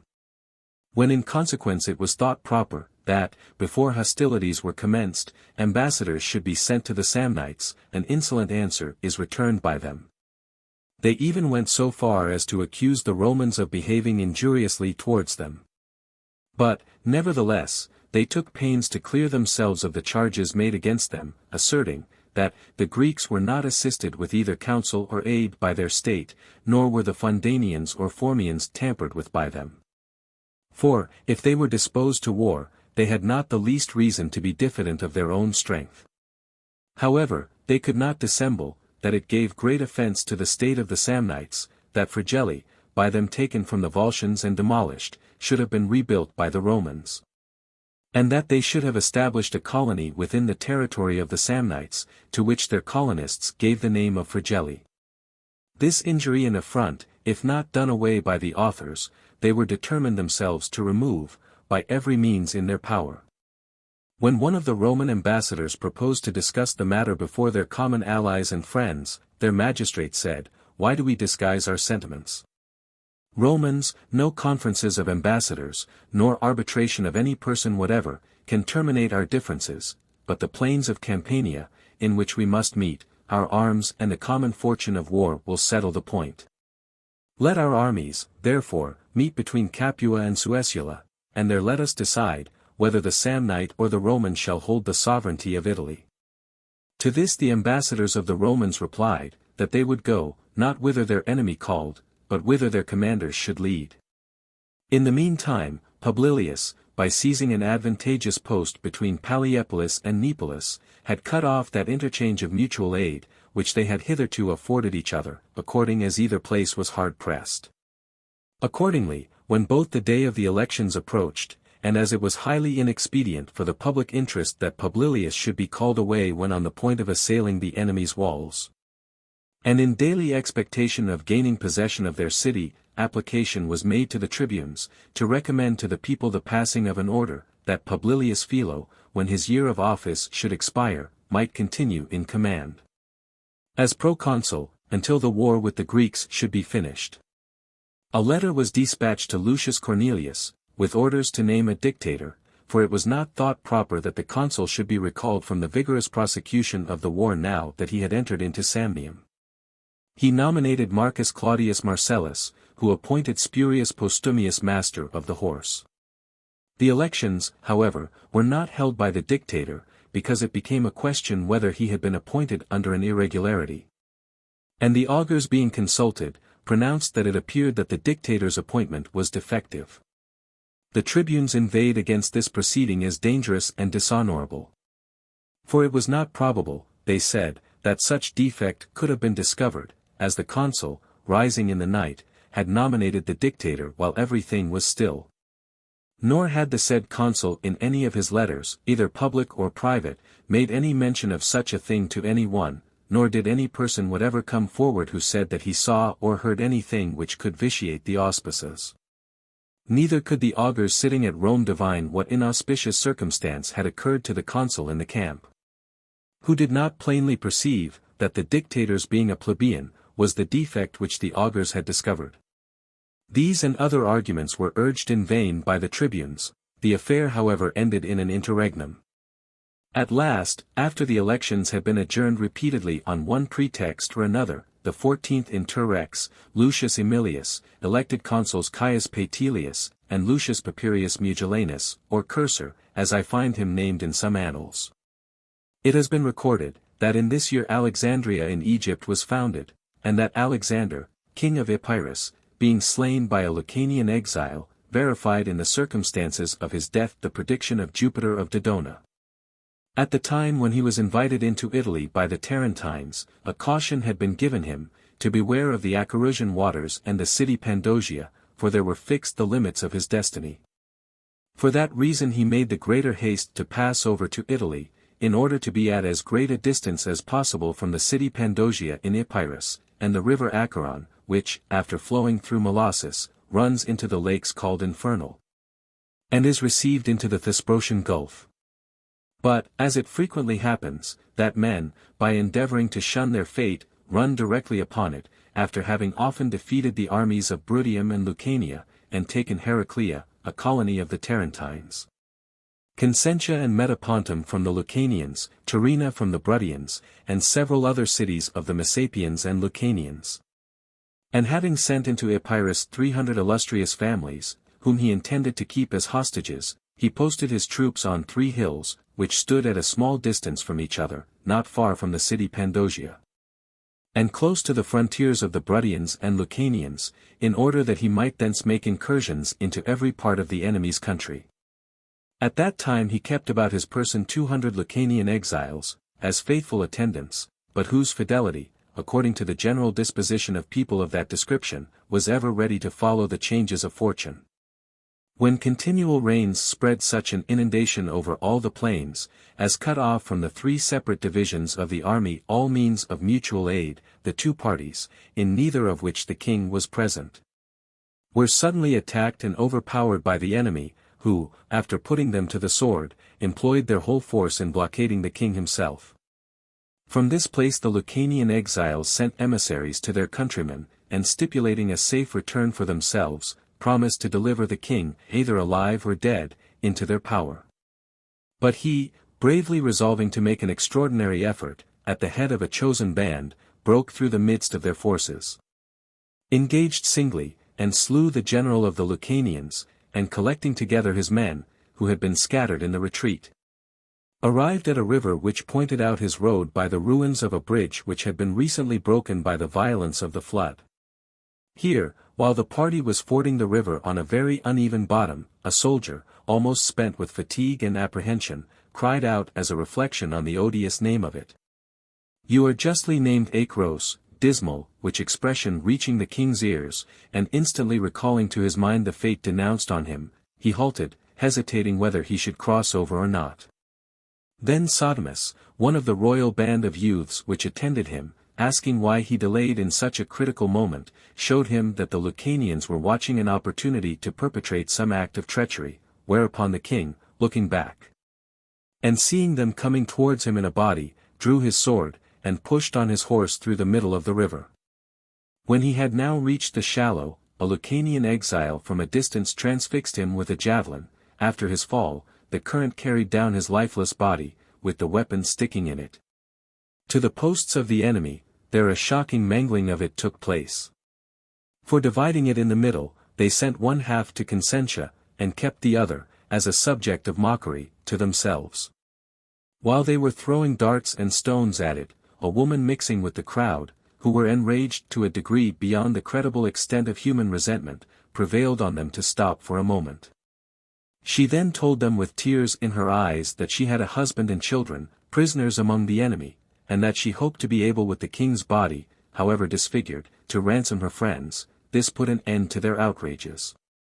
The remnants of his limbs were buried at Consentia, entirely through the care of the woman, and his bones were sent to Metapontum to the enemy, from whence they were conveyed to Epirus to his wife Cleopatra and his sister Olympias, the latter of whom was the mother, the former the sister, of Alexander the Great.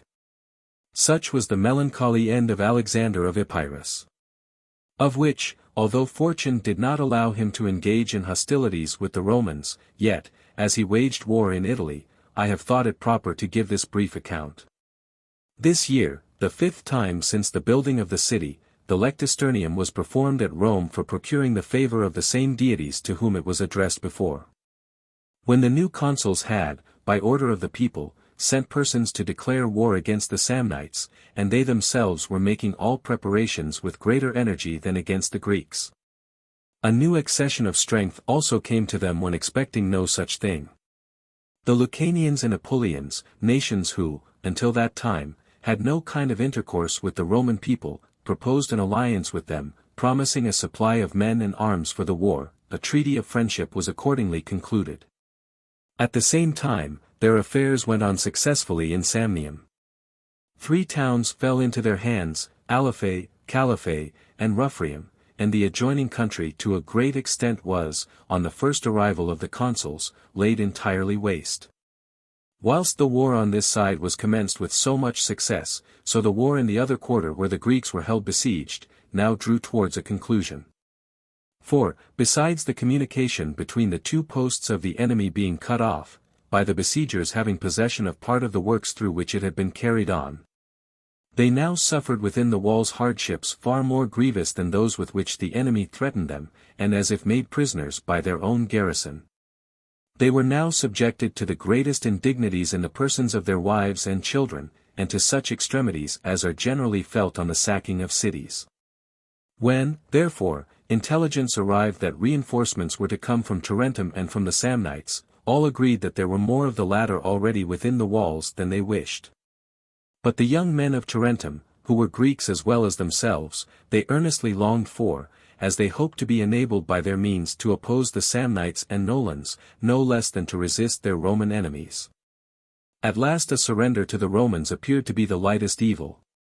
Charolaus and Nymphius, the two principal men in the state, consulting together on the subject, settled the part which each was to act. It was, that one should desert to the Roman general, and the other stay behind to manage affairs in the city, so as to facilitate the execution of their plan. Charolaus was the person who came to Publilius Philo. He told him that he had taken a resolution, which he hoped would prove advantageous, fortunate, and happy to the Palapolitans and to the Roman people, of delivering the fortifications into his hands. Whether he should appear by that deed to have betrayed or preserved his country, depended on the honor of the Romans. That for himself in particular, he neither stipulated nor requested anything. But, in behalf of the state, he requested rather than stipulated, that in case the design should succeed, the Roman people would consider more especially the zeal and hazard with which it sought a renewal of their friendship, than its folly and rashness in deviating from its duty. He was commended by the general, and received a body of 3,000 soldiers, with which he was to seize on that part of the city which was possessed by the Samnites. This detachment was commanded by Lucius Quinctius, military tribune. At the same time also, Nymphius, on his part, artfully addressing himself to the commander of the Samnites, prevailed upon him, as all the troops of the Romans were employed either about Palliapolis or in Samnium, to allow him to sail round with the fleet to the territory of Rome, where he undertook to ravage, not only the sea-coast, but the country adjoining the very city. But, in order to avoid observation, it was necessary, he told him, to set out by night, and to launch the ships immediately. That this might be effected with the greater dispatch, all the young Samnites, except the necessary guards of the city, were sent to the shore. While Nymphius wasted the time there, giving contradictory orders, designedly, to create confusion, which was increased by the darkness, and by the crowd, which was so numerous as to obstruct each other's operations, Charolaus, according to the plan concerted, was admitted by his associates into the city, and have filled the higher parts of it with Roman soldiers. He ordered them to raise a shout, on which the Greeks, who had received previous directions from their leaders, kept themselves quiet. The Nolans fled through the opposite part of the town, by the road leading to Nola. The flight of the Samnites, who were shut out from the city, was easier, but had a more disgraceful appearance. For they returned to their homes without arms, stripped, and destitute of everything, all, in short, belonging to them being left with their enemies, so that they were objects of ridicule, not only to foreigners, but even to their own countrymen. I know that there is another account of this matter, according to which the town is represented to have been betrayed by the Samnites, but I have this account on the authority most worthy of credit. Besides, the treaty of Neapolis, for to that place the seat of government of the Greeks was then transferred, renders it more probable that the renewal of friendship was voluntary on their side. A triumph was decreed to Publilius, because people were well convinced that the enemy, reduced by the siege, had adopted terms of submission. These two extraordinary incidents, which never before occurred in any case, befell this man, a prolongation of command never before granted to any one, and a triumph after the expiration of his office. Another war soon after arose with the Greeks of the other coast. For the Tarentines having, for a considerable time, buoyed up the state of Paliopolis with delusive hopes of assistance, when they understood that the Romans had gotten possession of that city. As if they were the persons who had suffered the disappointment, and not the authors of it, they inveighed against the Paliopolitans, and became furious in their anger and malice towards the Romans. On this account also, because information was brought that the Lucanians and Apulians had submitted to the Roman people, for a treaty of alliance had been this year concluded with both these nations. The business, they observed, was now brought almost to their doors. And that the matter would soon come to this, that the Romans must either be dealt with as enemies, or received as masters, that, in fact, their interests were involved in the war of the Samnites, and in its issue. That was the only nation which continued to make opposition. And that with power very inadequate, since the Lucanians left them, these however might yet be brought back, and induced to renounce the Roman alliance, if proper skill were used in sowing dissension between them. These reasonings being readily adopted, by people who wished for a change, some young Lucanians of considerable note among their countrymen, but devoid of honor, were procured for money. These having lacerated each other's persons with stripes, after they had come naked into a public meeting of their countrymen, exclaimed that, because they had ventured to go into the Roman camp, they had been thus beaten with rods. By order of the consul, and had hardly escaped the loss of their heads. A circumstance, so shocking in its nature, carrying strong proofs of the ill treatment, none of artifice, the people were so irritated, that, by their clamors, they compelled the magistrates to call together the Senate. And some standing round that assembly, insisted on a declaration of war against the Romans, others ran different ways to rouse to arms the multitude residing in the country. Thus the tumult hurrying into imprudence the minds even of rational men, a decree was passed, that the alliance with the Samnites should be renewed, and ambassadors sent for that purpose. Because this so sudden a proceeding was totally devoid of any obvious cause for its adoption, and consequently was little relied on for its sincerity. They were, however, obliged both to give hostages, and also to receive garrisons into their fortified places, and they, blinded by fraud and resentment, refused no terms. In a little time after, on the authors of the false charges removing to Tarentum, the whole imposition came to light. But as they had given all power out of their own hands, nothing was left them but unavailing repentance. This year there arose, as it were, a new era of liberty to the Roman commons, in this that a stop was put to the practice of confining debtors. This alteration of the law was effected in consequence of the lust and signal cruelty of one usurer. His name was Lucius Papirius. To him one Caius Publilius having surrendered his person to be confined for a debt due by his father, his youth and beauty, which ought to have excited commiseration, operated on the other's mind as incentives to lust and insult. He first attempted to seduce the young man by impure discourses, considering the bloom of his youth his own adventitious gain.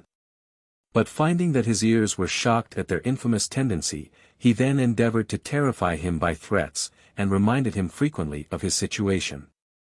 At last, convinced of his resolution to act conformably to his honorable birth, rather than to his present condition, he ordered him to be stripped and scourged. When with the marks of the rods imprinted in his flesh the youth rushed out into the public street, loudly complaining of the depravedness and inhumanity of the usurer. A vast number of people, moved by compassion for his early age, and indignation at his barbarous treatment, reflecting at the same time on their own lot and that of their children, flocked together into the Forum. And from thence in a body to the Senate House. When the consuls were obliged by the sudden tumult to call a meeting of the Senate, the people, falling at the feet of each of the senators, as they were going into the Senate House, presented to their view the lacerated back of the youth. On that day, in consequence of the outrageous conduct of an individual, the strongest bonds of credit were broken. And the consuls were commanded to propose to the people, that no person should be held in fetters or stocks, except convicted of a crime, and in order to punishment. But that, for money due, the goods of the debtor, not his person, should be answerable. Thus the confined debtors were released, and provision made, for the time to come, that they should not be liable to confinement. In the course of this year, while the war with the Samnites was sufficient in itself to give full employment to the Senate, besides the sudden defection of the Lucanians, and the Tarentines, the promoters of the defection. Another source of uneasiness was added in a union formed by the state of the Vestinians with the Samnites. Which event, though it continued, during the present year, to be the general subject of conversation, without coming under any public discussion, appeared so important to the consuls of the year following, Lucius Furius Camillus a second time, and Junius Brutus Scaeva, that it was the first business which they proposed to the consideration of the state.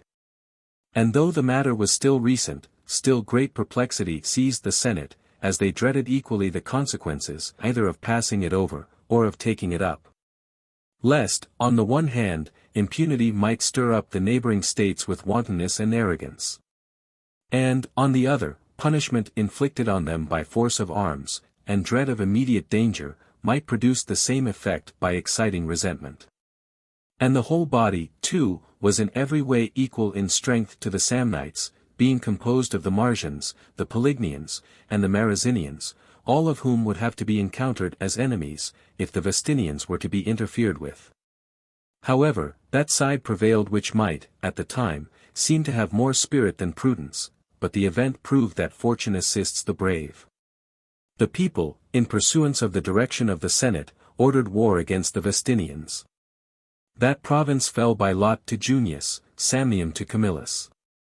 Armies were led to both places, and by carefully guarding the frontiers, the enemy were prevented from joining their forces. But the other consul, Lucius Furius, on whom the principal weight of the business rested, was withdrawn by chance from the war, being seized with a severe sickness. Being therefore ordered to nominate a dictator to conduct the business, he nominated Lucius Papirius Cursor, the most celebrated general, by far, of any in that age, who appointed Quintus Fabius Maximus Rullianus master of the horse, a pair of commanders distinguished for their exploits in war. More so, however, for a quarrel between themselves, and which proceeded almost to violence. The other consul, in the territory of the Vestinians, carried on operations of various kinds, and, in all, was uniformly successful. For he both utterly laid waste their lands, and, by spoiling and burning their houses and corn, compelled them to come to an engagement. And, in one battle, he reduced the strength of the Vestinians to such a degree, though not without loss on his own side, that the enemy not only fled to their camp, but, fearing even to trust to the rampart and trench, dispersed from thence into the several towns, in hopes of finding security in the situation and fortifications of their cities. At last, having undertaken to reduce their towns by force, amid the great ardor of the soldiers, and their resentment for the wounds which they had received, hardly one of them having come out of the battle unhurt, he took Cutaina by Scalade, and afterward Singilia. The spoil of both cities he gave to the soldiers, in consideration of their having bravely surmounted the obstruction both of gates and walls. The commanders entered Samnium under uncertain auspices. An informality which pointed, not at the event of war, for that was prosperous, but at the furious passions and the quarrels which broke out between the leaders. For Papirius the dictator, returning to Rome in order to take the auspices anew, in consequence of a caution received from the Aruspecs, left strict orders with the master of the horse to remain in his post, and not to engage in battle during his absence. After the departure of the dictator, Fabius having discovered by his scouts that the enemy were in as unguarded a state as if there was not a single Roman in Samnium, the high-spirited youth, either conceiving indignation at the sole authority in every point appearing to be lodged in the hands of the dictator, or induced by the opportunity of striking an important blow, having made the necessary preparations and dispositions, marched to a place called Imbrinium, and there fought a battle with the Samnites. His success in the fight was such, that there was no one circumstance which could have been improved to more advantage, if the dictator had been present. The leader was not wanting to the soldiers, nor the soldiers to their leader.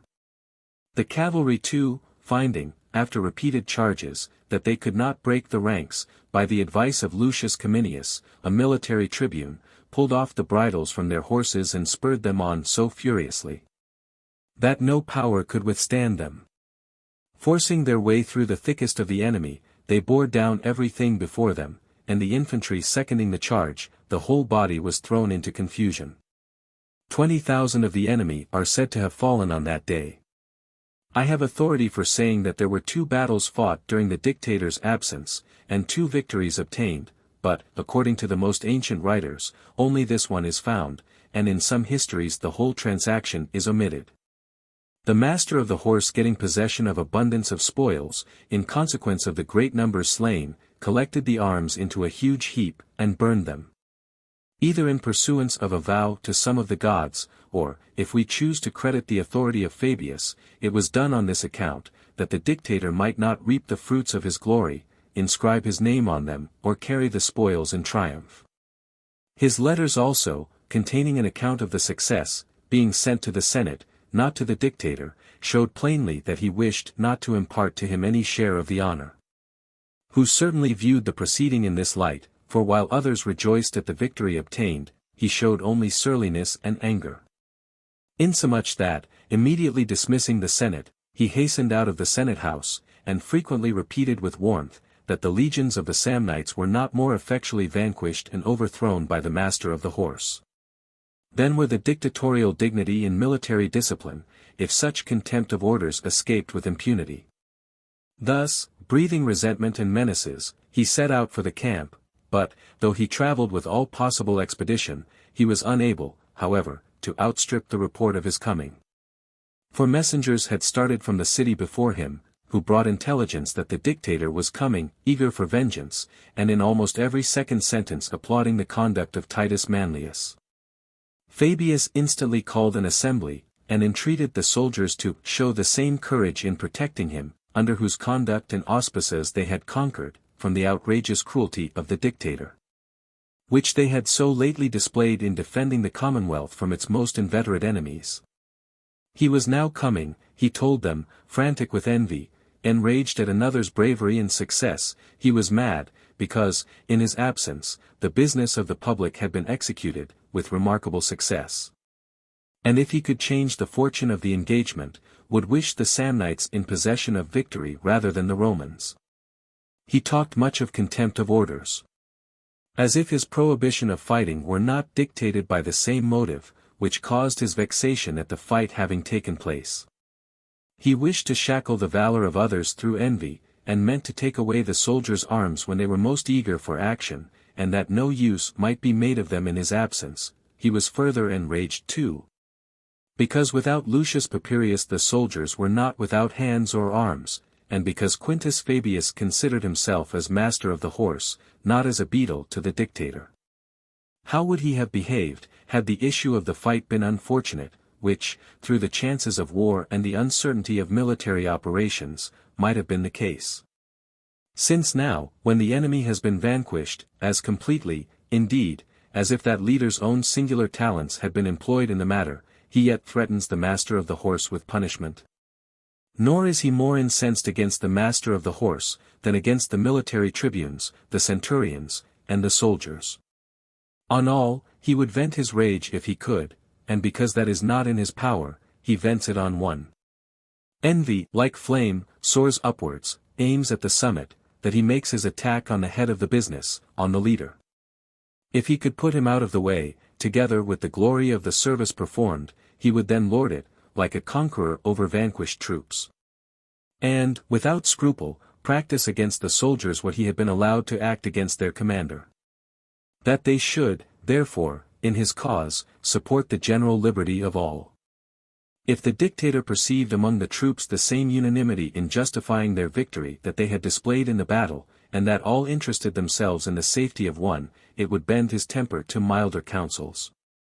In fine, he told them, that he committed his life, and all his interests, to their honor and to their courage. His speech was received with the loudest acclamations from every part of the assembly, bidding him have courage. For while the Roman legions were in being, no man should offer him violence. Not long after, the dictator arrived, and instantly summoned an assembly by sound of trumpet. Then silence being made, a crier cited Quintus Fabius, master of the horse, and as soon as, on the lower ground, he had approached the tribunal, the dictator said, Quintus Fabius, I demand of you. When the authority of dictator is acknowledged to be supreme, and is submitted to by the consuls, officers endowed with regal power. And likewise by the praetors, created under the same auspices with consuls, whether or no you think it reasonable that it should not meet obedience from a master of the horse. I also ask you whether, when I knew that I set out from home under uncertain auspices, the safety of the commonwealth ought to have been endangered by me, whilst the omens were confused, or whether the auspices ought to be newly taken, so that nothing might be done while the will of the gods remained doubtful. And further, when a religious scruple was of such a nature as to hinder the dictator from acting, whether the master of the horse could be exempt from it and at liberty? But why do I ask these questions, when, though I had gone without leaving any orders, your own judgment ought to have been regulated according to what you could discover of my intention? Why do you not answer? Did I not forbid you to act, in any respect, during my absence? Did I not forbid you to engage the enemy? Yet, in contempt of these my orders, while the auspices were uncertain, while the omens were confused, contrary to the practice of war, contrary to the discipline of our ancestors, and contrary to the authority of the gods, you dared to enter on the fight. Answer to these questions proposed to you. On any other matter utter not a word. Lictor, draw near him. To each of these particulars, Fabius, finding it no easy matter to answer, at one time remonstrated against the same person acting as accuser and judge, in a cause which affected his very existence. At another, he asserted that his life should sooner be forced from him, than the glory of his past services, clearing himself and accusing the other by turns. So then Papirius' anger blazing out with fresh fury, he ordered the master of the horse to be stripped, and the rods and axes to be got ready. Fabius, imploring the protection of the soldiers, while the lictors were tearing his garments, betook himself to the quarters of the veterans, who were already raising a commotion in the assembly. From them the uproar spread through the whole body. In one place the voice of supplication was heard, in another, menaces. Those who happened to stand nearest to the tribunal, because, being under the eyes of the general, they could easily be known, entreated him to spare the master of the horse, and not in him to condemn the whole army. The remoter parts of the assembly, and the crowd collected round Fabius, railed at the unrelenting spirit of the dictator, and were not far from mutiny, nor was even the tribunal perfectly quiet. The lieutenants general standing round the general's seat besought him to adjourn the business to the next day, and to allow time to his anger, and room for consideration, representing that the indiscretion of Fabius had been sufficiently rebuked, his victory sufficiently disgraced, and they begged him not to proceed to the extreme of severity. Not to brand with ignominy a youth of extraordinary merit, or his father, a man of most illustrious character, together with the whole family of the Fabii. When they made but little impression either by their prayers or arguments, they desired him to observe the violent ferment of the assembly, and told him that, while the soldiers' tempers were heated to such a degree, it became not either his age or his wisdom to kindle them into a flame, and afford matter for a mutiny. That no one would lay the blame of such an event on Quintus Fabius, who only deprecated punishment, but on the dictator, if, blinded by resentment, he should, by an ill-judged contest, draw on himself the fury of the multitude, and lest he should think that they acted from motives of regard to Quintus Fabius, they were ready to make oath that, in their judgment, it was not for the interest of the commonwealth that Quintus Fabius should be punished at that time. When by these expostulations they rather irritated the dictator against themselves, than appeased his anger against the master of the horse, the lieutenants general were ordered to go down from the tribunal.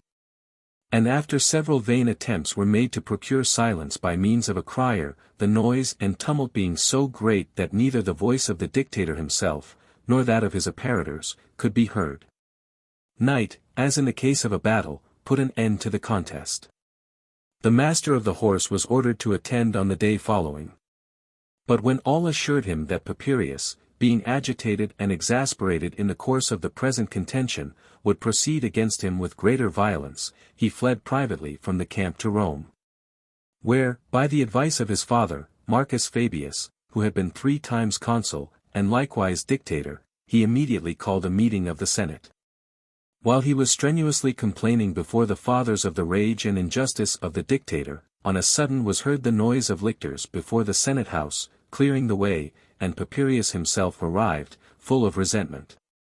Having followed, with a guard of light horse, as soon as he heard that the other had quitted the camp. The contention then began anew, and the dictator ordered Fabius to be seized.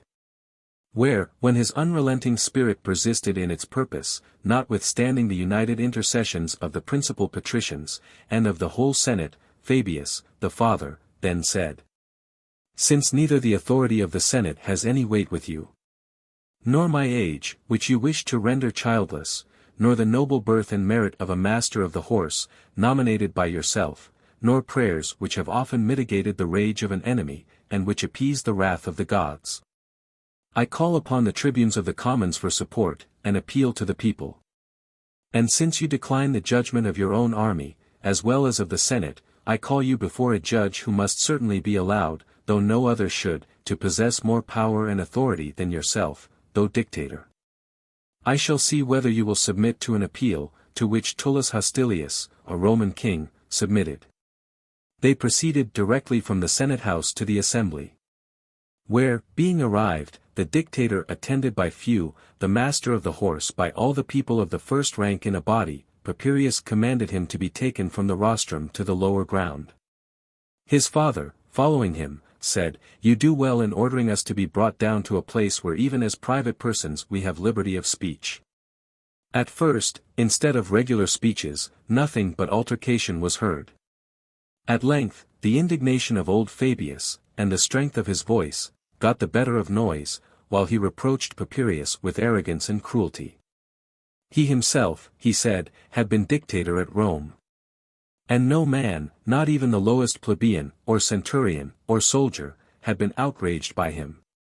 But Papirius sought for victory and triumph over a Roman commander, as over the generals of the enemy. What an immense difference between the moderation of the ancients, and modern oppression and cruelty. Quinctius Cincinnatus when dictator exercised no further severity on Lucius Minucius the consul, although rescued by him from a siege, than leaving him at the head of the army, in the quality of lieutenant general, instead of consul. Marcus Furius Camillus, in the case of Lucius Furius, who, in contempt of his great age and authority, had fought a battle with a most disgraceful result, not only restrained his anger at the time so as to write no unfavorable representation of his conduct to the people or the Senate, but after returning home, when the patricians gave him a power of electing from among his colleagues whoever he might approve as an associate with himself in the command, chose that very man in preference to all the other consular tribunes. Nay, that not even the resentment of the people, with whom lay the supreme power in all cases, was ever exercised with greater severity towards those who, through rashness and ignorance, had occasioned the loss of armies, than the fining them in a sum of money. Until that day, a capital prosecution for ill conduct in war had never been instituted against any commander, but now generals of the Roman people when victorious, and meriting the most honorable triumphs, are threatened with rods and axes. A treatment which would not have been deemed allowable, even towards those who had been defeated by an enemy. What would his son have to suffer, if he had occasioned the loss of the army? If he had been routed, put to flight, and driven out of his camp? To what greater length could his resentment and violence be stretched, than to scourge him, and put him to death? How was it consistent with reason, that through the means of Quintus Fabius, the state should be filled with joy, exulting in victory, and occupied in thanksgivings and congratulations, while at the same time, he who had given occasion to the temples of the gods being thrown open, their altars yet smoking with sacrifices, and loaded with honors and offerings, should be stripped naked, and torn with stripes in the sight of the Roman people, within view of the Capitol and citadel, and of those gods not in vain invoked in two different battles? With what temper would the army which had conquered under his conduct and auspices have borne it? What mourning would there be in the Roman camp? What joy among their enemies? This speech he accompanied with an abundant flow of tears, uniting reproaches and complaints, imploring the aid both of gods and men, and warmly embracing his son. On his side stood the majesty of the Senate, the favor of the people, the support of the tribunes, and regard for the absent army. On the other side were urged the inviolable authority of the Roman government and military discipline. The edict of the dictator, always observed as the mandate of a deity, the orders of Manlius, and his postponing even parental affection to public utility. The same also, said the dictator, was the conduct of Lucius Brutus, the founder of Roman liberty, in the case of his two sons. That now fathers were become indulgent, and the aged indifferent in the case of the authority of others being despised, and indulged the young in the subversion of military order, as if it were a matter of trifling consequence. For his part, however, he would persevere in his purpose, and would not remit the smallest part of the punishment justly due to a person who fought contrary to his orders, while the rites of religion were imperfectly executed, and the auspices uncertain. Whether the majesty of the supreme authority was to be perpetual or not, depended not on him, but Lucius Papirius would not diminish aught of its rights. He wished that the tribunician office, inviolate itself, would not by its interposition violate the authority of the Roman government, nor the Roman people, to their own detriment particularly, annihilate the dictator and the rights of the dictatorship together. But if this should be the case, not Lucius Papirius but the tribunes and the people would be blamed by posterity in vain. When military discipline being once dissolved, the soldier would no longer obey the orders of the centurion those of the tribune those of the lieutenant general those of the consul, nor the master of the horse those of the dictator. No one would then pay any deference to men, no, nor even to the gods. Neither edicts of generals nor auspices would be observed. The soldiers, without leave of absence, would straggle at random through the lands of friends and of foes, and regardless of their oath would, influenced solely by a wanton humor, quit the service whenever they might choose. The standards would be unattended and forsaken, the men would neither assemble in pursuance of orders, nor would any distinction be made as to fighting by night or by day, on favorable or unfavorable ground, by order or without the orders of the general. Nor would they observe standards or ranks. The service, instead of being solemn and sacred, would be confused and the result of mere chance, like that of freebooters. Render yourselves then, tribunes of the commons, accountable for all these evils to all future ages. Expose your own persons to these heavy imputations in defense of the licentious conduct of Quintus Fabius. The tribunes now confounded, and more anxiously concerned at their own situation than at his for whom their support was sought, were freed from this embarrassment by the Roman people unanimously having recourse to prayers and entreaties, that the dictator would, for their sakes, remit the punishment of the master of the horse. The tribunes likewise, following the example set them of employing entreaties, earnestly beseeched the dictator to pardon human error, to consider the immaturity of the offender's age, that he had suffered sufficiently. And now the youth himself, now his father, Marcus Fabius, disclaiming further contest, fell at the dictator's knees and deprecated his wrath. Then the dictator, after causing silence, said, "Romans, it is well. Military discipline has prevailed. The majesty of government has prevailed, both which were in danger of ceasing this day to exist. Quintus Fabius, who fought contrary to the order of his commander, is not acquitted of guilt, but after being condemned as guilty, is granted as a boon to the Roman people, is granted to the college of tribunes, supporting him with their prayers, not with the regular power of their office. Live, Quintus Fabius, more happy in this united sympathy of the state for your preservation, than in the victory in which you lately exulted. Live, after having ventured on such an act, as your father himself, had he been in the place of Lucius Papirius, would not have pardoned. With me you shall be reconciled whenever you wish it. To the Roman people, to whom you owe your life, you can perform no greater service than to let this day teach you a sufficient lesson to enable you to submit to lawful commands, both in war and peace." He then declared, that he no longer detained the master of the horse, and as he retired from the rostrum, the Senate being greatly rejoiced, and the people still more so, gathered round him and escorted him, on one hand commending the dictator, on the other congratulating the master of the horse. While it was considered that the authority of military command was confirmed no less effectually by the danger of Quintus Fabius than the lamentable punishment of young Manlius. It so happened, that, through the course of that year, as often as the dictator left the army the Samnites were in motion, but Marcus Valerius, the lieutenant general who commanded in the camp, had Quintus Fabius before his eyes for an example. Not to fear any violence of the enemy, so much as the unrelenting anger of the dictator. So that when a body of his foragers fell into an ambuscade and were cut to pieces in disadvantageous ground, it was generally believed that the lieutenant general could have given them assistance if he had not been held in dread by his rigorous orders. The resentment for this also alienated the affections of the soldiery from the dictator, already incensed against him because he had been implacable towards Quintus Fabius, and because he had granted him pardon at the intercession of the Roman people, a thing which he had refused to their entreaties. The dictator, having appointed Lucius Papirius Crassus, as master of the horse, to the command of the city, and prohibited Quintus Fabius from acting in any case as magistrate, returned to the camp, where his arrival brought neither any great joy to his countrymen, nor any degree of terror to the enemy, for on the day following, either not knowing that the dictator had arrived or little regarding whether he were present or absent, they approached his camp in order of battle.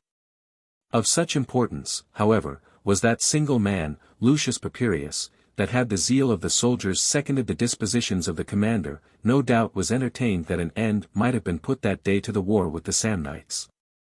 So judiciously did he draw up his army with respect to situation and reserves, in such a manner did he strengthen them with every advantage of military skill, but the soldiers exerted no vigor, and designedly kept from conquering, in order to injure the reputation of their leader.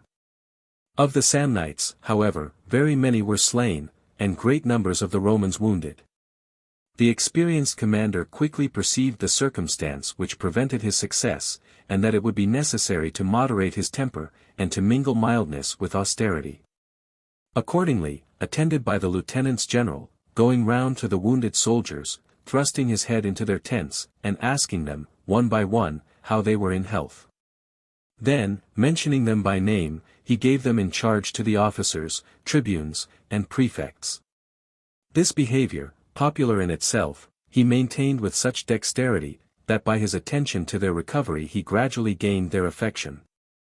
Nor did anything so much contribute towards their recovery as the circumstance of this attention being received with gratitude. The army being restored to health, he came to an engagement with the enemy. And both himself and the troops, being possessed with full confidence of success, he so entirely defeated and dispersed the Samnites, that was the last day they met the dictator in the field. The victorious army, afterwards, directed its march wherever a prospect of booty invited, and traversed the enemy's territories, encountering not a weapon, nor any opposition, either openly or by stratagem. It added to their alacrity, that the dictator had, by proclamation, given the whole spoil to the soldiers, so that they were animated not only by the public quarrel, but by their private emolument. Reduced by these losses, the Samnites sued to the dictator for peace, and, after they had engaged to supply each of his soldiers with a suit of clothes and a year's pay, being ordered to apply to the Senate, they answered that they would follow the dictator, committing their cause wholly to his integrity and honor. On this the troops were withdrawn out of Samnium. The dictator entered the city in triumph. And, though desirous of resigning his office immediately, yet, by order of the Senate, he held it until the consuls were elected. These were Caius Sulpicius Longus a second time, and Quintus Aemilius Cerretanus. The Samnites, without finishing the treaty of peace, the terms being still in negotiation, brought home with them a truce for a year. Nor was even that faithfully observed.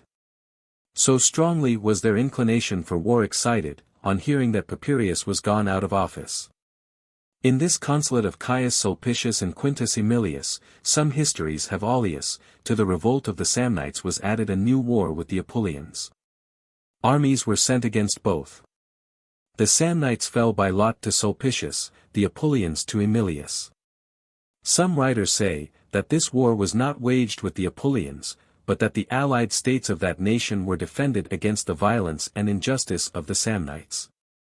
But the circumstances of the Samnites, who could with difficulty, at that period, support a war in which themselves were engaged, render it more probable that they did not make war on the Apulians, but that both nations were in arms against the Romans at the same time. However, no memorable event occurred. The lands of the Apulians and of Samnium were utterly laid waste, but in neither quarter were the enemy to be found. At Rome, an alarm which happened in the night, suddenly roused the people from their sleep, in such a fright, that the Capitol and citadel, the walls and gates, were all filled with men in arms. But after they had called all to their posts, and run together in bodies, in every quarter, when day approached, neither the author nor cause of the alarm could be discovered. This year, in pursuance to the advice of Flavius, the Tusculans were brought to a trial before the people.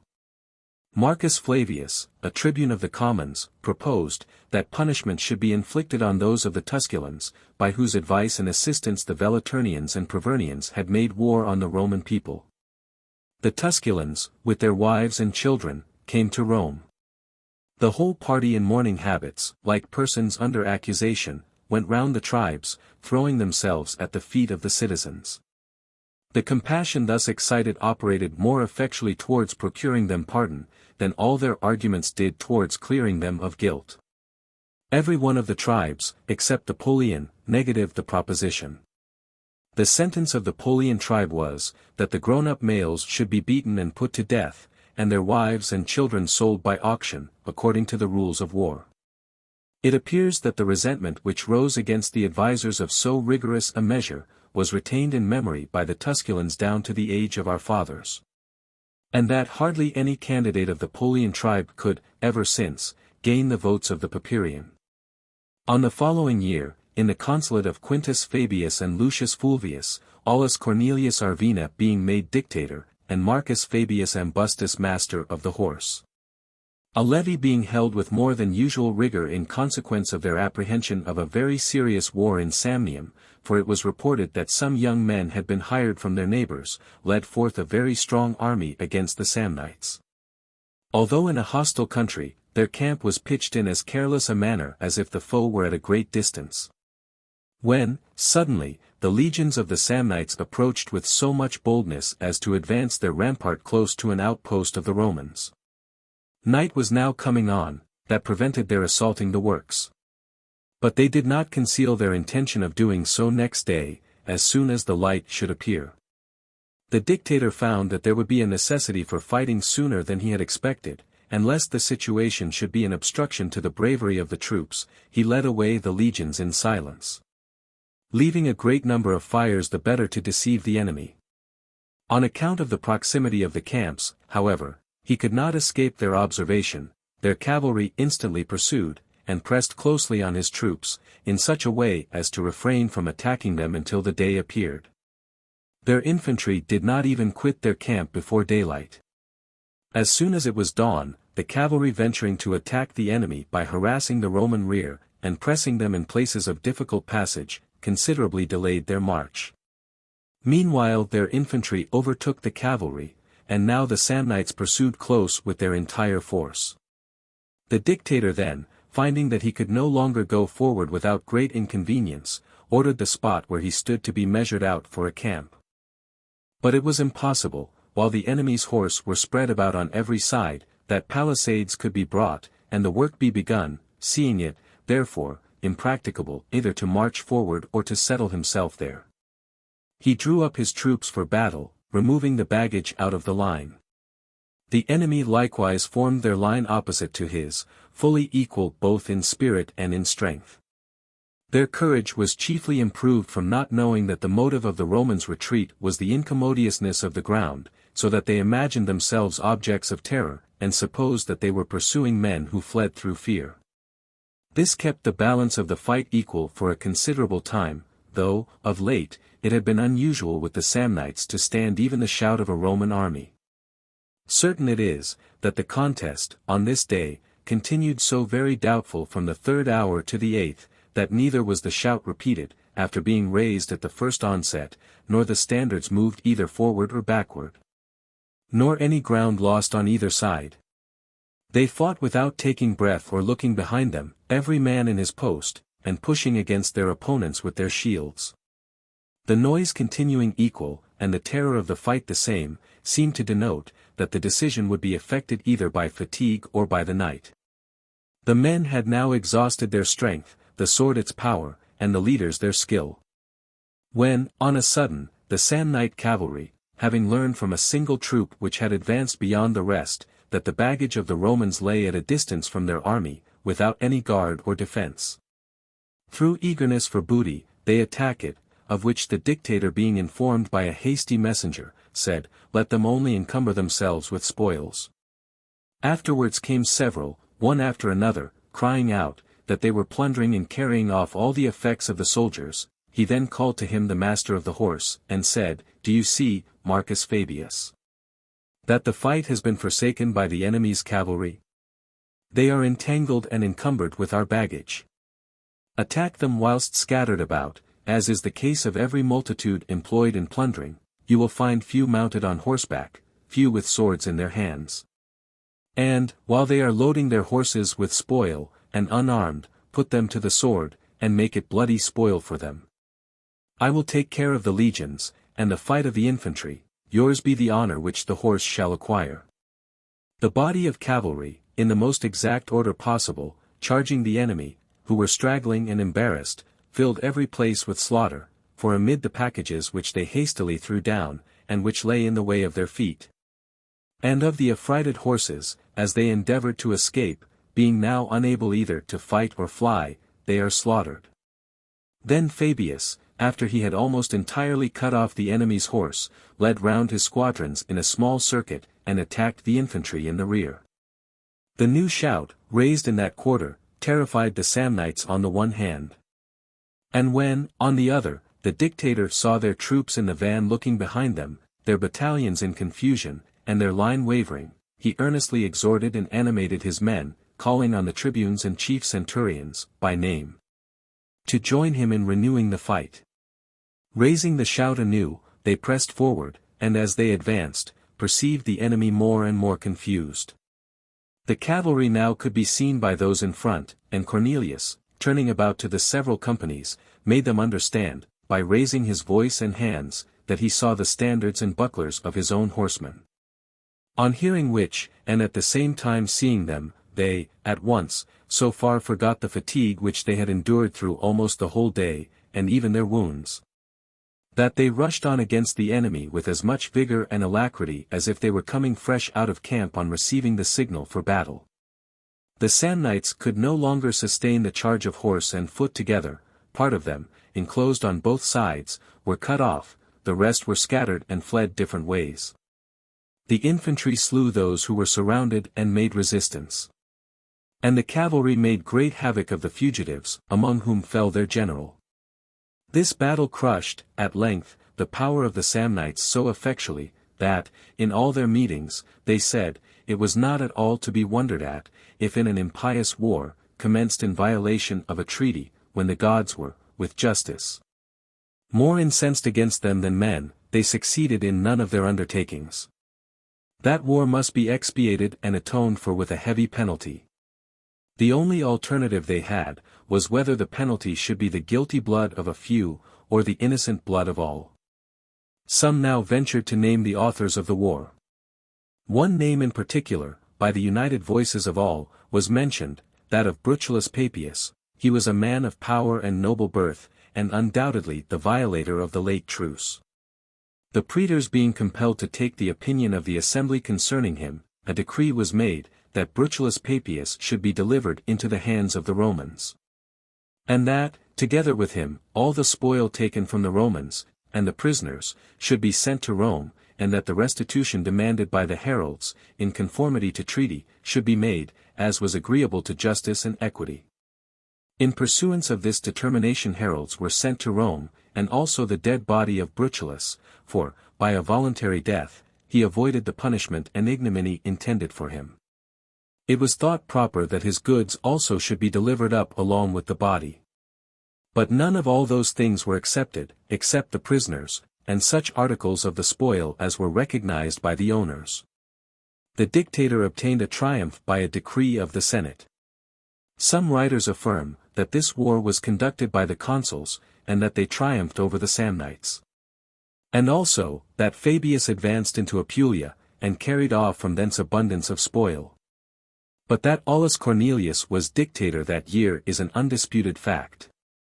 The question then is, whether he was appointed for the purpose of conducting the war, or on occasion of the illness of Lucius Plautius, the praetor.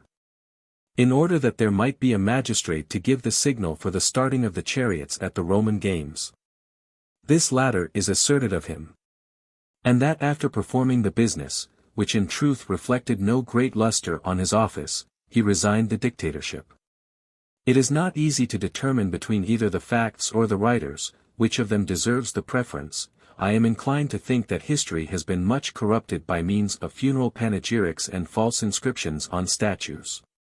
Each family striving by false representations to appropriate to itself the fame of warlike exploits and public honors. From this cause, certainly, both the actions of individuals and the public records of events have been confused. Nor is there extant any writer, contemporary with those events, on whose authority we can with certainty rely. End of Volume 1. John Childs and Son, Bumguy. Footnotes. Employ myself to a useful purpose, facere opere precium, to do a thing that is worth the trouble, to employ oneself to a good purpose. See Scheller's Lat Lexicon. A practice, rem. Some, as Baker, refer it to residential populi r. Others, as Strath, to residential pop rom prescriber. My share, pro virili part, or, to the best of my ability. Historians. Those mentioned by Livy himself are Q. Fabius Pictor, Valerius Antius, L. Piso, Q. Aelius Tubero, C. Licinius Macer, Coelius, Polybius, etc. Hastening to these later times. The history of the recent civil wars would possess a more intense interest for the Romans of the Augustan age. From every care, the fear of giving offense by expressing his opinions freely, and the sorrow, which, as a patriot, he could not but feel in recording the civil wars of his countrymen. Acquired. This refers to the whole period antecedent to the time when A.P. Claudius carried the Roman arms beyond Italy against the Carthaginians, 2. Extended, from that time till the fall of Carthage, 3. Sinking, the times of the Gracchi. 4. Gave way more and more, those of Sulla, 5. Precipitate, those of Caesar, 6. The present times, those of Augustus after the battle of Actium. Stalker. Ennius, being now deified, could not be called by his human name. And in speaking of his being buried, it would be improper to name him by his divine title. Indigitum. He is called by Dionysius chi theta nu iota omicron theta epsilon. Forte quadam divinitas. Theta epsilon tau iota nu iota tau chi. Plot. Sil. The Palantian. By all his inquiries he arrived at the same conclusion as before, viz. that they were his grandchildren. According to Cato, Rome was founded on the day of the Palilia, the 11th of the calends of May, in the first year of the 7th Olympiad, and 751 BC. This is 2 years short of Varro's computation. He taught the Italians to read and write. Apparitors hoc genus. There is something incorrect in the language of the original here. In my version I have followed Drakenborch. Walker, in his edition, proposes to read ut for et. Thus, cabus ut apparitors e hoc genus ab Etruscis, numerum quoque ipsum ductum placet, who will have it, that as public servants of this kind, so was their number also, derived from the Etrurians. The population at that time consisted of not more than 3,000 foot, and less than 300 horse. At the death of Romulus, it is said to have amounted to 46,000 foot and almost 1,000 horse. Tau mu epsilon tau alpha xi chi omega rho omicron nu tau omicron tau epsilon kappa alpha pi iota tau omega lambda omicron upsilon kappa alpha tau kappa rho kappa alpha lambda epsilon tau alpha iota nu kappa alpha tau nu omega nu delta iota lambda epsilon kappa tau omicron nu mu epsilon theta rho iota omicron nu delta upsilon omicron nu delta rho upsilon mu nu. Dio. 2:15. Ex industria, dedita opera. Pi alpha rho alpha sigma kappa epsilon upsilon. 2, 1 by A, Cornelius Causas for slaying L. Tolumnius, king of Vi, U, C. 3:18, another by M. Claudius Marcellus, for killing Viridomarus, king of the Gauls, U.C. 532. Nepotum et liberum progenium equals nepotes et liberos, iota epsilon chi alpha iota omega nu equals omicron chi alpha iota omicron iota. The original has undergone various changes here. My version coincides with the reading, loci circa densa obsida virgulta obscuris. Although, according to the terms of the alliance, the Sabines and the Romans were to be in all respects on an equal footing. The order of the people still requires the sanction of the Senate for its ratification, but that sanction now being given beforehand, the order of the people is no longer subject to the control of the Senate. And therefore not precarious as heretofore. Ex cabus locis, quae fama in Sabinos, aut quo lingui commercio, quenquam exhibisit. From which, remote, places, what high character of him, could have reached, to the Sabines, or by what intercourse of language could such high character of him have aroused any one to become a pupil. Other editions read qua fama. Thus, from which places by what high character for talent, or by what intercourse of language, could he, Pythagoras, have aroused any one, etc. Romulus had made his year to consist of 10 months, the first month being March, and the number of days in the year being only 304, which corresponded neither with the course of the sun or moon. Numa, who added the 2 months of January and February, divided the year into 12 months, according to the course of the moon.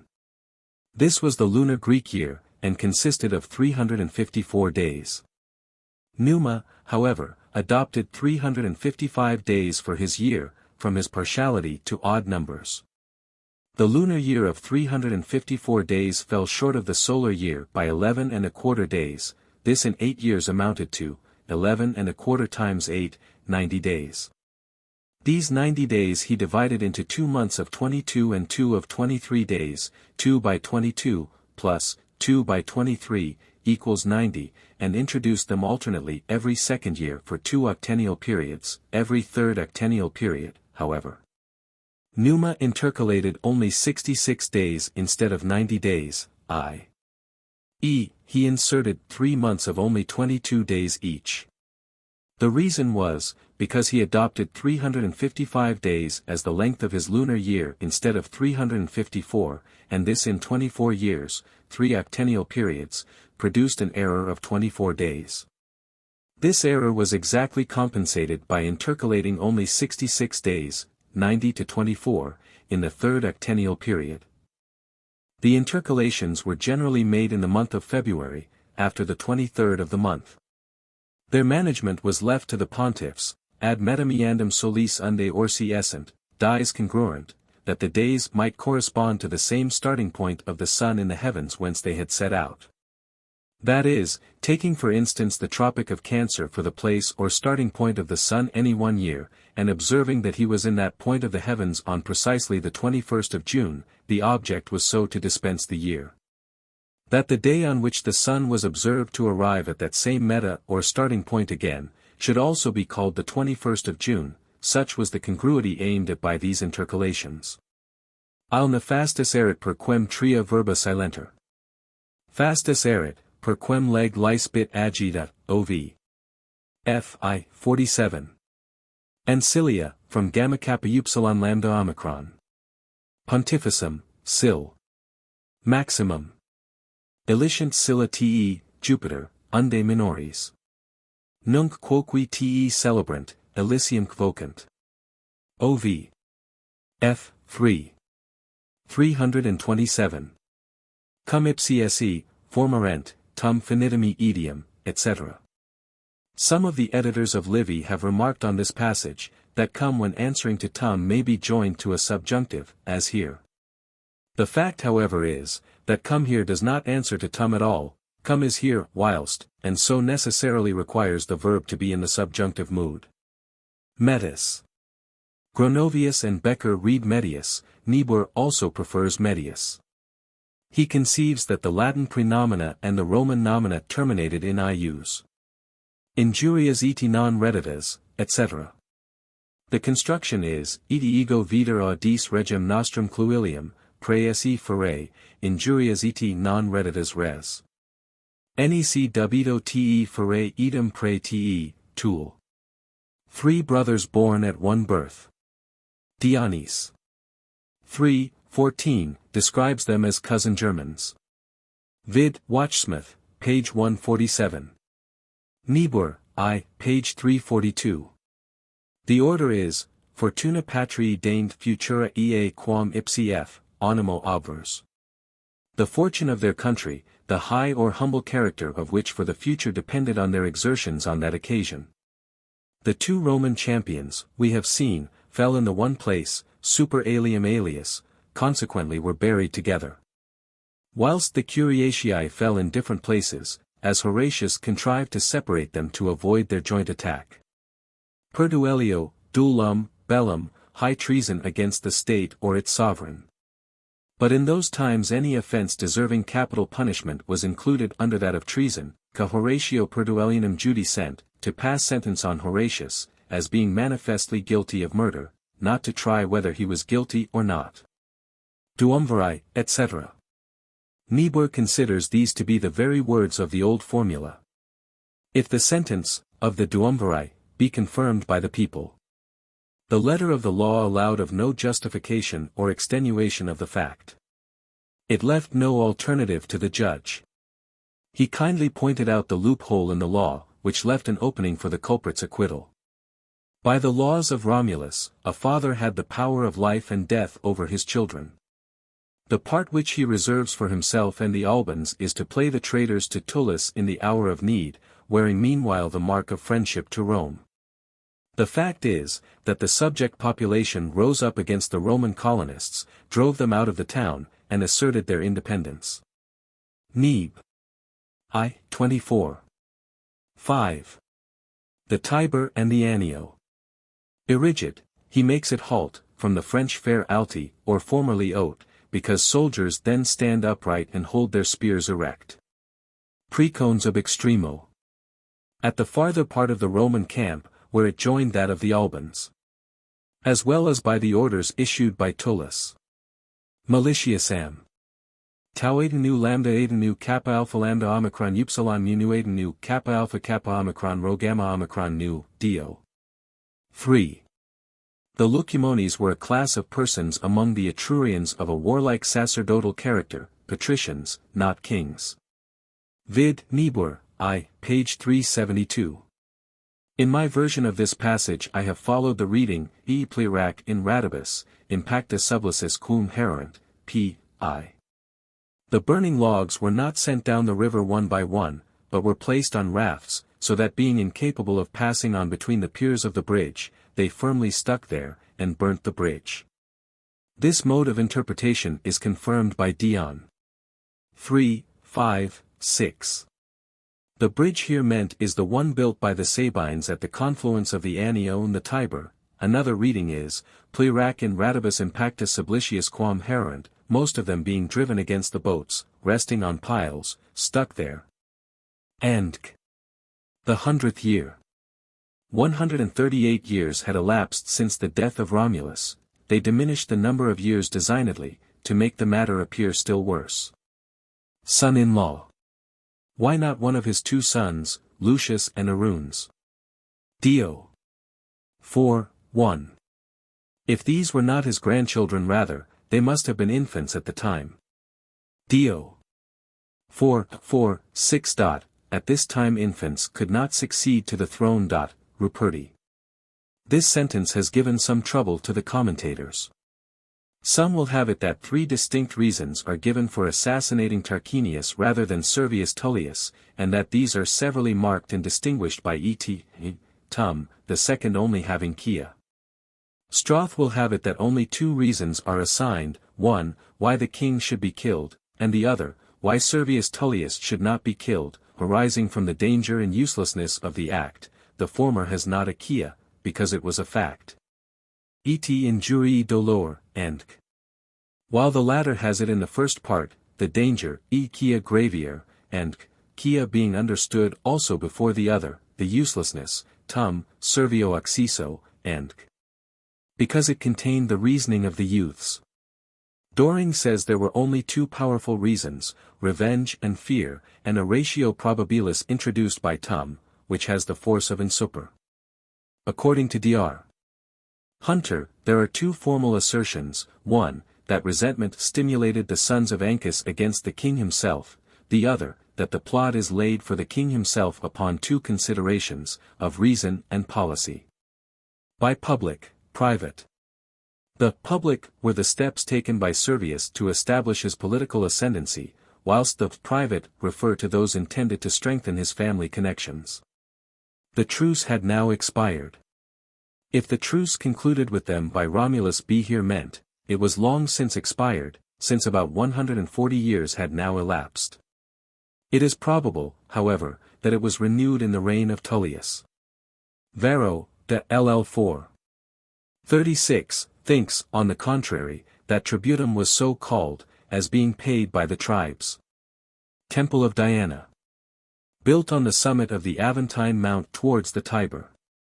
On its brazen pillar were engraved the laws of the treaty, and which were still extant in the time of Augustus.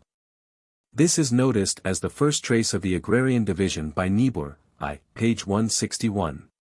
His son Dionysius will have it that he was the grandson. See Neb. Page 367. Younger families. These had been brought into the Senate, as we have seen, by Tarquinius Priscus, and consequently favored the Tarquinian interest. Neb. Page 372. To resign. Niebuhr is of opinion that what is said regarding the commentaries of Servius Tullius, chapter 60, has reference to this. Hurtle, a mode of punishment in use among the Carthaginians. See Tac. Germ. 12, similar to the Greek, kappa alpha tau alpha pi omicron nu tau iota sigma mu. His degeneracy, degeneratum. This use of the passive participle is of frequent occurrence in Livy. The principal sewer, the cloaca maxima. This is attributed to Tarquinius Priscus by several writers. Dio. 3. 67, states that it was he who commenced it. See Plin. H.N. 36. Neb. Page 385. To do so, and that quickly, a use of the participles facto and maturato similar to that already noticed in chapter 53, degeneratum. All were called patres conscripti. Sil. Patres eti conscripti, the conjunction being omitted. Neb. Page 517. Collatinus is supposed to have earned the odium of the people, and his consequent expulsion from Rome, by his endeavors to save his nephews, the Aquilii, from punishment. Niebuhr will have it that Brutus punished his children by his authority as a father, and that there was no appeal to the people from the father. See Neb. Page 488. Animo patris, the strength of his mind, though that of a father, being even more conspicuous, and so Drakenborch understands the passage, this sternness of mind, he says, though he was their father, was a more remarkable spectacle than his stern countenance. This character of Brutus, as inferable from the words thus interpreted, coincides with that given of him by Dionysius and others. I prefer understanding the passage with Crevier, Sil. Symptoms of paternal affection to his children displaying themselves during the discharge of his duty in superintending the public punishment inflicted on them. Previously, by the institution of Servius, only such manumitted slaves were admitted to the rights of citizenship as were registered by their masters in the census. Uno plus Tuscorum. Nu pi lambda epsilon omicron upsilon nu tau mu chi tau epsilon theta nu kappa alpha sigma iota tau upsilon eta nu omega mu alpha omega nu. A year, Sil. Of 10 months. The Horatii being of the minores patres. Neb. Page 533. Funesta familia, as having in it an unburied corpse. Thus Maecenas, whilst unburied, incestat funere classum. Verb. Ain. 6. 150. He here rejected the omen. CIC, I. 7, 14, auguria aut oblativa sunt, quae non poscunter, aut impetrativa, quae optata venient. The latter could not be rejected. Lar. This is generally understood to have been a title of honor equivalent to our term lord. Arbitrium signifies not only the privilege, but the rent paid for such privilege or right of monopoly. Was all taken into the hands of government. In my version of this passage I have conformed to the emendation of the original first proposed by Gronovius, and admitted by Stroth and Becker, Sil. In publicum omni sumptum. They did not let these salt works by auction, but took them into their own management, and carried them on by means of persons employed to work on the public account. These salt works, first established at Ostia by Ancus, were, like other public property, farmed out to the publicans. As they had a high rent to pay, the price of salt was raised in proportion. But now the patricians, to curry favor with the plebeians, did not let the salt pits to private tenants, but kept them in the hands of public laborers, to collect all the salt for the public use. And appointed salesmen to retail it to the people at a cheaper rate. See Stocker's ed. The origin. Niebuhr mentions a more probable one. See Nieb. Page 541, 2. Page 204. Niebuhr thinks, that from this defeat of the Etrurians may be dated the commencement of the recovery of their liberty by the Romans, and that the flight of the Roman hostages, the sale of Porcina's goods, and were subsequent to it. Nec cabus consolibus parum creditum sit, Sil. Fides non habita furit. Arnold in his Roman history considers this to have been the true cause of creating a dictator. Eo magus quat propterus e. From this one would be disposed to suspect that the dictator was created to take on him the management of war. See Nieb. Page 553, and Niebuhr. Epit. By Twiss, append. Page 355. By giving up the advantage of their horses, and forgetting their superiority of rank. The consuls secundum quastum, who were the consuls that came after certain consuls. The determination of the plebeians and senators. Rem non vulgabat, was not for extending the relief to all. I.e. by deepening the files. On the opposite side. Gronovius proposes instead of adversus to read aversus, Sil. The valleys behind them, or in their rear. I have here adopted the reading of Stacker and others, Sil. Ad terrorum, ut solit, prima mortis. I.e. I think it might have been done, whether it would have been right to do so, it is not so easy to decide. Livy means to say that it was possible enough for the senators, by lowering the price of corn, to get rid of the tribunes, and such a judgment is easily formed. It is not, however, he says, so easy to determine, whether it would have been expedient to follow the advice of Coriolanus. I.e. The Senate found themselves reduced to the necessity of delivering one up to the vengeance of the people, in order to save themselves from the further consequences of plebeian rage. The same as the circenses. Realized, representatives, quasi presentes factas, oculi subjectas, presented as it were to the sight, rash. Sequius sit, otherwise than as it should be. Audience secunda ire verba, attentively listening to words which fanned, or chimed in with, their anger. St. Sil. Rome. Dionysius narrates the expedition of Coriolanus in a different order from that given by Livy, and says that he approached the city twice. Niebuhr, 2. Page 94, n. 535, thinks that the words, passing across the country into the Latin way, in Latinum viam transversus itineribus transgressus, have been transposed from their proper place, and that they should come in after, he then took, and tunc dien seps. The Triarii were veteran soldiers of approved valor, they formed the third line, whence their name. Before a consul set out on any expedition, he offered sacrifices and prayers in the capital. And then, laying aside his consular gown, marched out of the city, dressed in a military robe of state, called poludamentum. This statement is rejected by Niebuhr entirely. Niebuhr, 2. p. 231, thinks that it was in this year the Icilian law was passed, according to which any person interrupting the proceedings of the tribunes, rendered himself liable to capital punishment, twis. Several charges were brought against Appius, according to Dion. 9:54, who also states that he did not die of any disease, but that he laid violent hands on himself. Ruperti.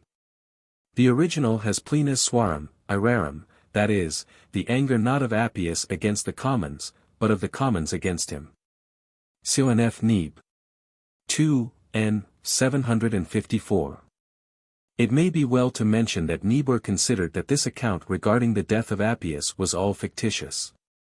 The Greek writers, Sil. Dion.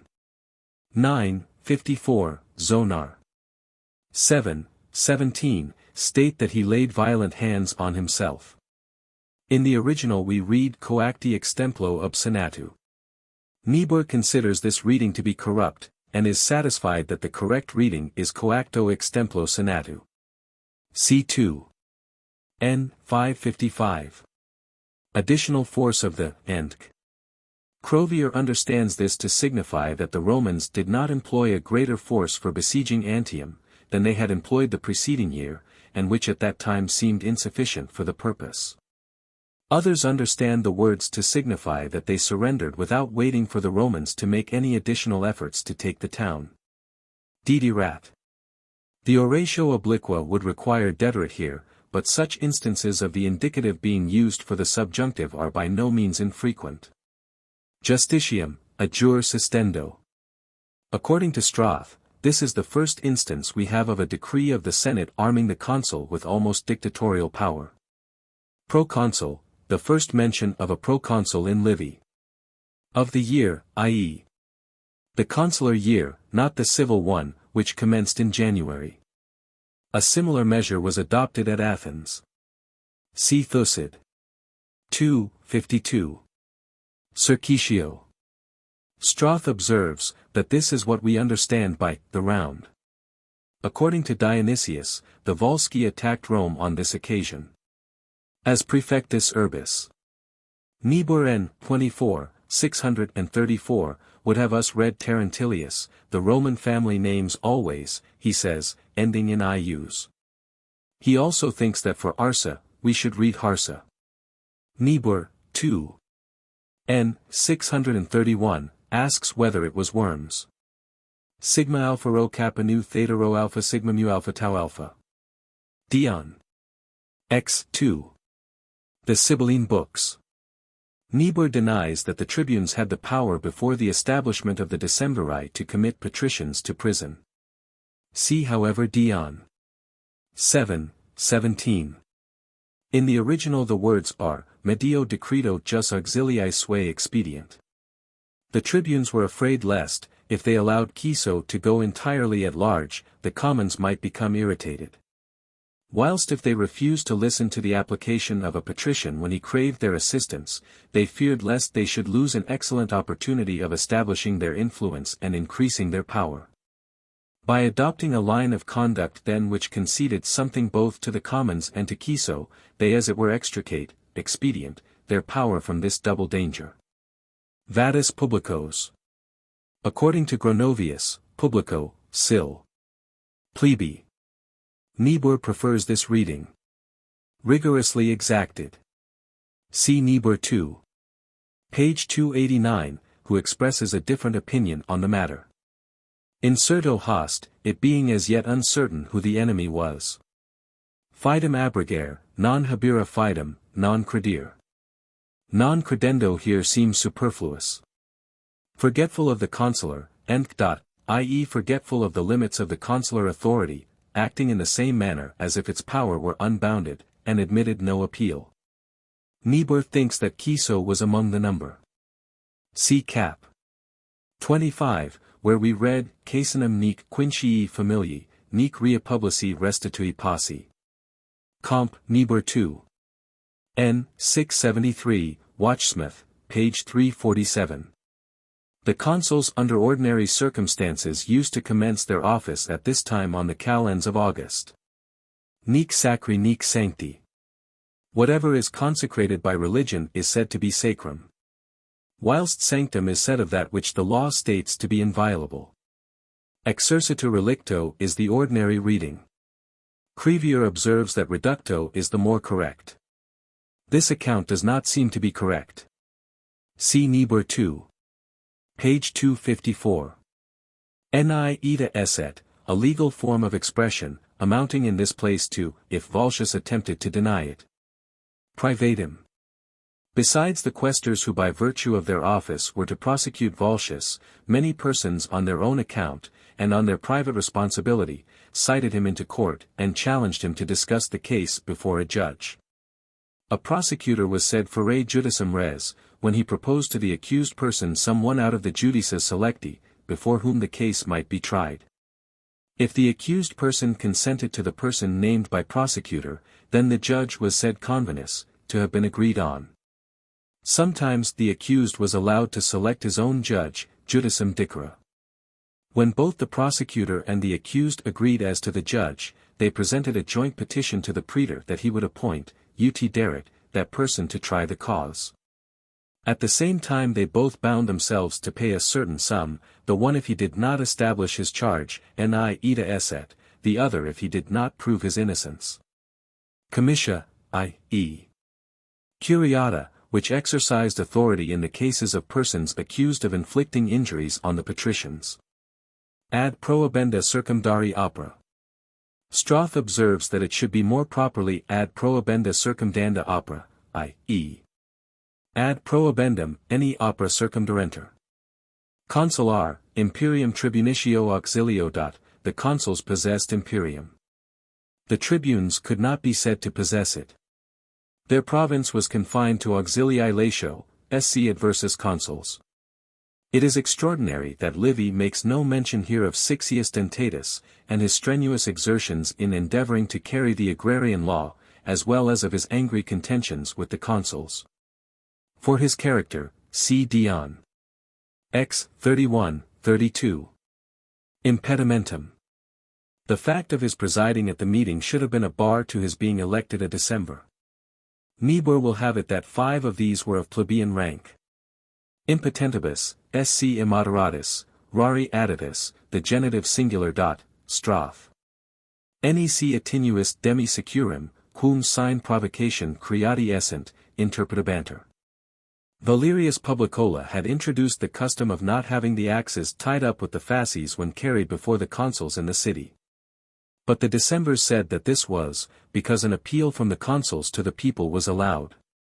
Whence, since their jurisdiction allowed of no appeal, they interpreted, i.e. By interpreting the meaning or intention of this custom, they concluded that they were not bound by it, and that there was no reason why they should remove the axes from the fasces. Crev. Provocation, intercessionum. The provocatio was to the people, whilst the intercessio referred to the Decemvirs against a colleague. Quum fortuna, qua quicquid cupidum fore, potentioris esset. Stroth considers this passage to be corrupt. He proposes to read cum fortuna, so that potentioris esset may refer to quicquid cupidum fore, i.e. with such favorable success, that everything which the more powerful person might covet, became his. Inhibendum, sc ad hibendum, the term inhibio occurs frequently in this sense, as below, imperioque inhibendo. The adjective imminutus also refers evidently to honoris insignibus. Stroth. The words are, quum et ipsi invisum consensu imperium, e plebs, quid privatus jus non esset vocandi senatum, non convenire pat res interpreterenter, i.e. While, on the one hand, the Decemvirs themselves accounted for the staying away of the senators from the meeting, by the fact of their, the Decemvirs, government being disliked by them.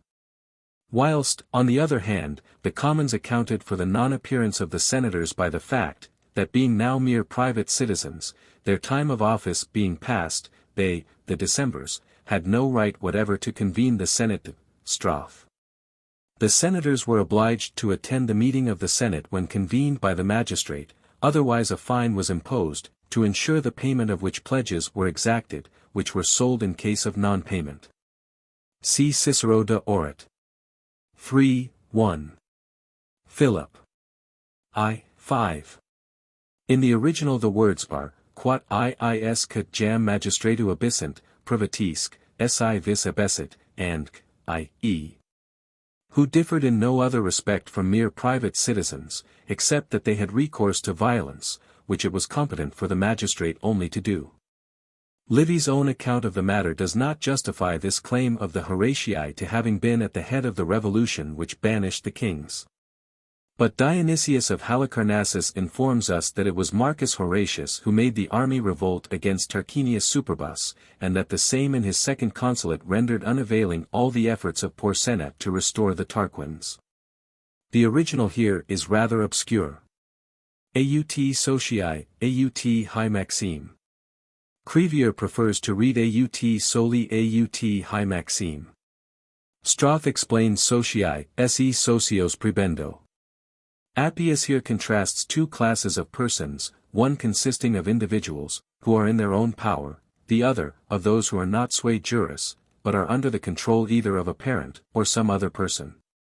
If the question arise concerning a person who is sui juris, whether he is to be consigned to slavery, or to be restored to liberty, then, id juris esse, sc. that he remain free till the decision is made, because any person, as being homo sui juris, and consequently he himself, may proceed by law. But he says, that this does not hold good with respect to a person who is not sui juris, but is in the hands of others. Such a person, he says, cannot be pronounced free, but must be subject to the power either of the parent or master, so that no injury be done to either. Wherefore, since the girl is not sui juris, she must be in the power either of Virginius, who says he is her father, or of Claudius, who says he is her master. But since Virginius is not present, that she can be in the power of no one but Claudius, until Virginius arrived at I cannot resist the temptation of giving in full Mr. Gunn's note on the passage, as found in his very neat edition of our author. Appius for his own purposes, in interpreting his own law, introduces a distinction betwixt those who were sui juris, entirely free, and those who were subject to the patria potestas. The law, according to him, can apply only to the former, because in them only is there a true claim for liberty, and in them only could a judge give an interim decision secundum libertatem. To give such a decision in favor of Virginia, would be a variatio personarum. It would be introducing as entitled to the benefit of the law a class of persons, who were, even according to their own statements, not entitled to vindicii secundum libertatem. Besides, and most important of all, the law could act in the former, as any citizen was entitled to plead the cause of one presumptively free. But in this case no one could plead, but either the father as master on the one hand, or the alleged master on the other, as the father was not present, consequently no one had any legal claim to urge the law. Si nec causis nec personis variat. Sc. Lex variat. Some understand libertas as the nominative to variat. Because any person. As the law permits any strangers to interpose in vindicating an individual's liberty, they have an undoubted right so to do. But the question is not whether this maiden is free, that she cannot be in any case, for she belongs either to her father or her master.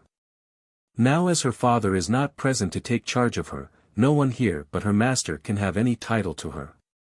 Appius argues that he could not pronounce in favor of her temporary liberty, without prejudice to her father's right and power over her, as there was no one present, who claimed a legal right to the possession of her but M. Claudius, the judge had no alternative but to award her during the interim to his safe-keeping. Stalker. Sureties, sponsors. The preliminary bail. He passed a sentence, and in the original it is, decres vindicias secundum servitudem. This decision relates to the definitive bail. Appius the day before had made up his mind to this decision. He had calculated, however, on the non-appearance of the father, yet did not now choose to be foiled by his unexpected presence. Stalker. The dress of the citizens. Two classes of persons are here intended: 1. Those who accompanied Virginius into the camp. 2. Others who followed them subsequently. In the performance of such rites, the slightest mistake of a word or syllable was deemed highly inauspicious, to prevent which, the regular form of words was pronounced by a priest, and repeated after him by the persons officiating. Villa publica. It was destined to public uses, such as holding the census, or survey of the people, the reception of ambassadors, and aerarium facere, signifies to strip a person of all the privileges of a citizen, on which he became civis aerarius, a citizen only so far as he paid taxes. Senators. Niebuhr, 2. Note 995, seems to doubt whether these belonged to single cities or were the senators of the entire Volscian nation. Fines. The fines imposed in early times were certain numbers of sheep or oxen. Afterwards it was ordered by law that these fines should be appraised and the value paid in money. Another law fixed a certain rate at which the cattle should be estimated, 100 asses for an ox, 10 for a sheep. The passing of a senatus consultum, or decree of the Senate, might be prevented in several ways, as, for instance, by the want of a sufficiently full meeting, and in such cases the judgment of the majority was recorded, and that was called auctoritas senatus. The reading of the original here is decidedly incorrect. Various emendations have been attempted, but none can be deemed satisfactory. So I have rendered proesi, or it may be rendered, considering their circumstances, sil. The external circumstances in which they were placed. Expectation, and with confident expectations on the part of his countrymen, rather than simple hope. According to Niebuhr, Volume 2. p.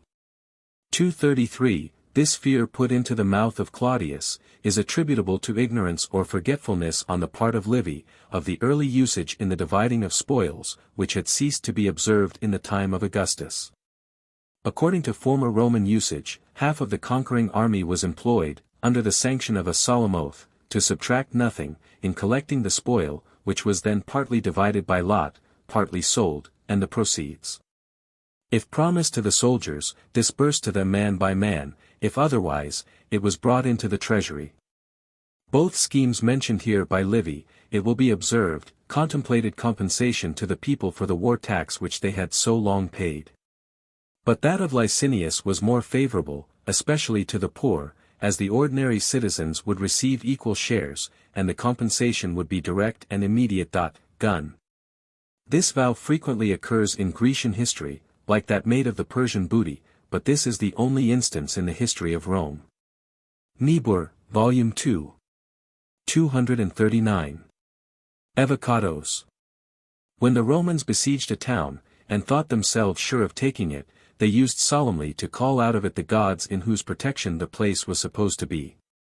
The idea of the Romans working a mine, even through the soil of Veii, so as to be sure of reaching not only the town and the citadel, and even the temple, is considered by Niebuhr as extremely ridiculous. He deems the circumstance a clear proof of the fiction that attaches to the entire story of the capture of Veii. The whole seems to be an imitation of the siege of Troy. Gun.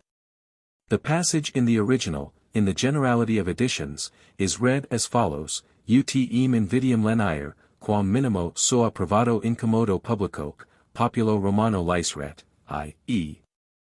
that both himself and the Roman people may get over the evil consequences of the jealousy of the gods with as little detriment as possible to either. Populi Romani seems preferable here, i.e. that it might be allowed to lighten that jealousy, by the least possible injury to his own private interest, and to the public interests of the Roman people. There were certainly two persons concerned in the invidia and incommodum here, Camillus himself, and the Roman people, to whom respectively the damnatio, and Elades capti urbis, afterwards mentioned, obviously refer. Some editions read, invidium lenier soa provato incommodo, quam minimo publico populi Romani liceret. This is the reading adopted by Crevier, i.e., to appease the jealousy by his own private loss, rather than the least public loss.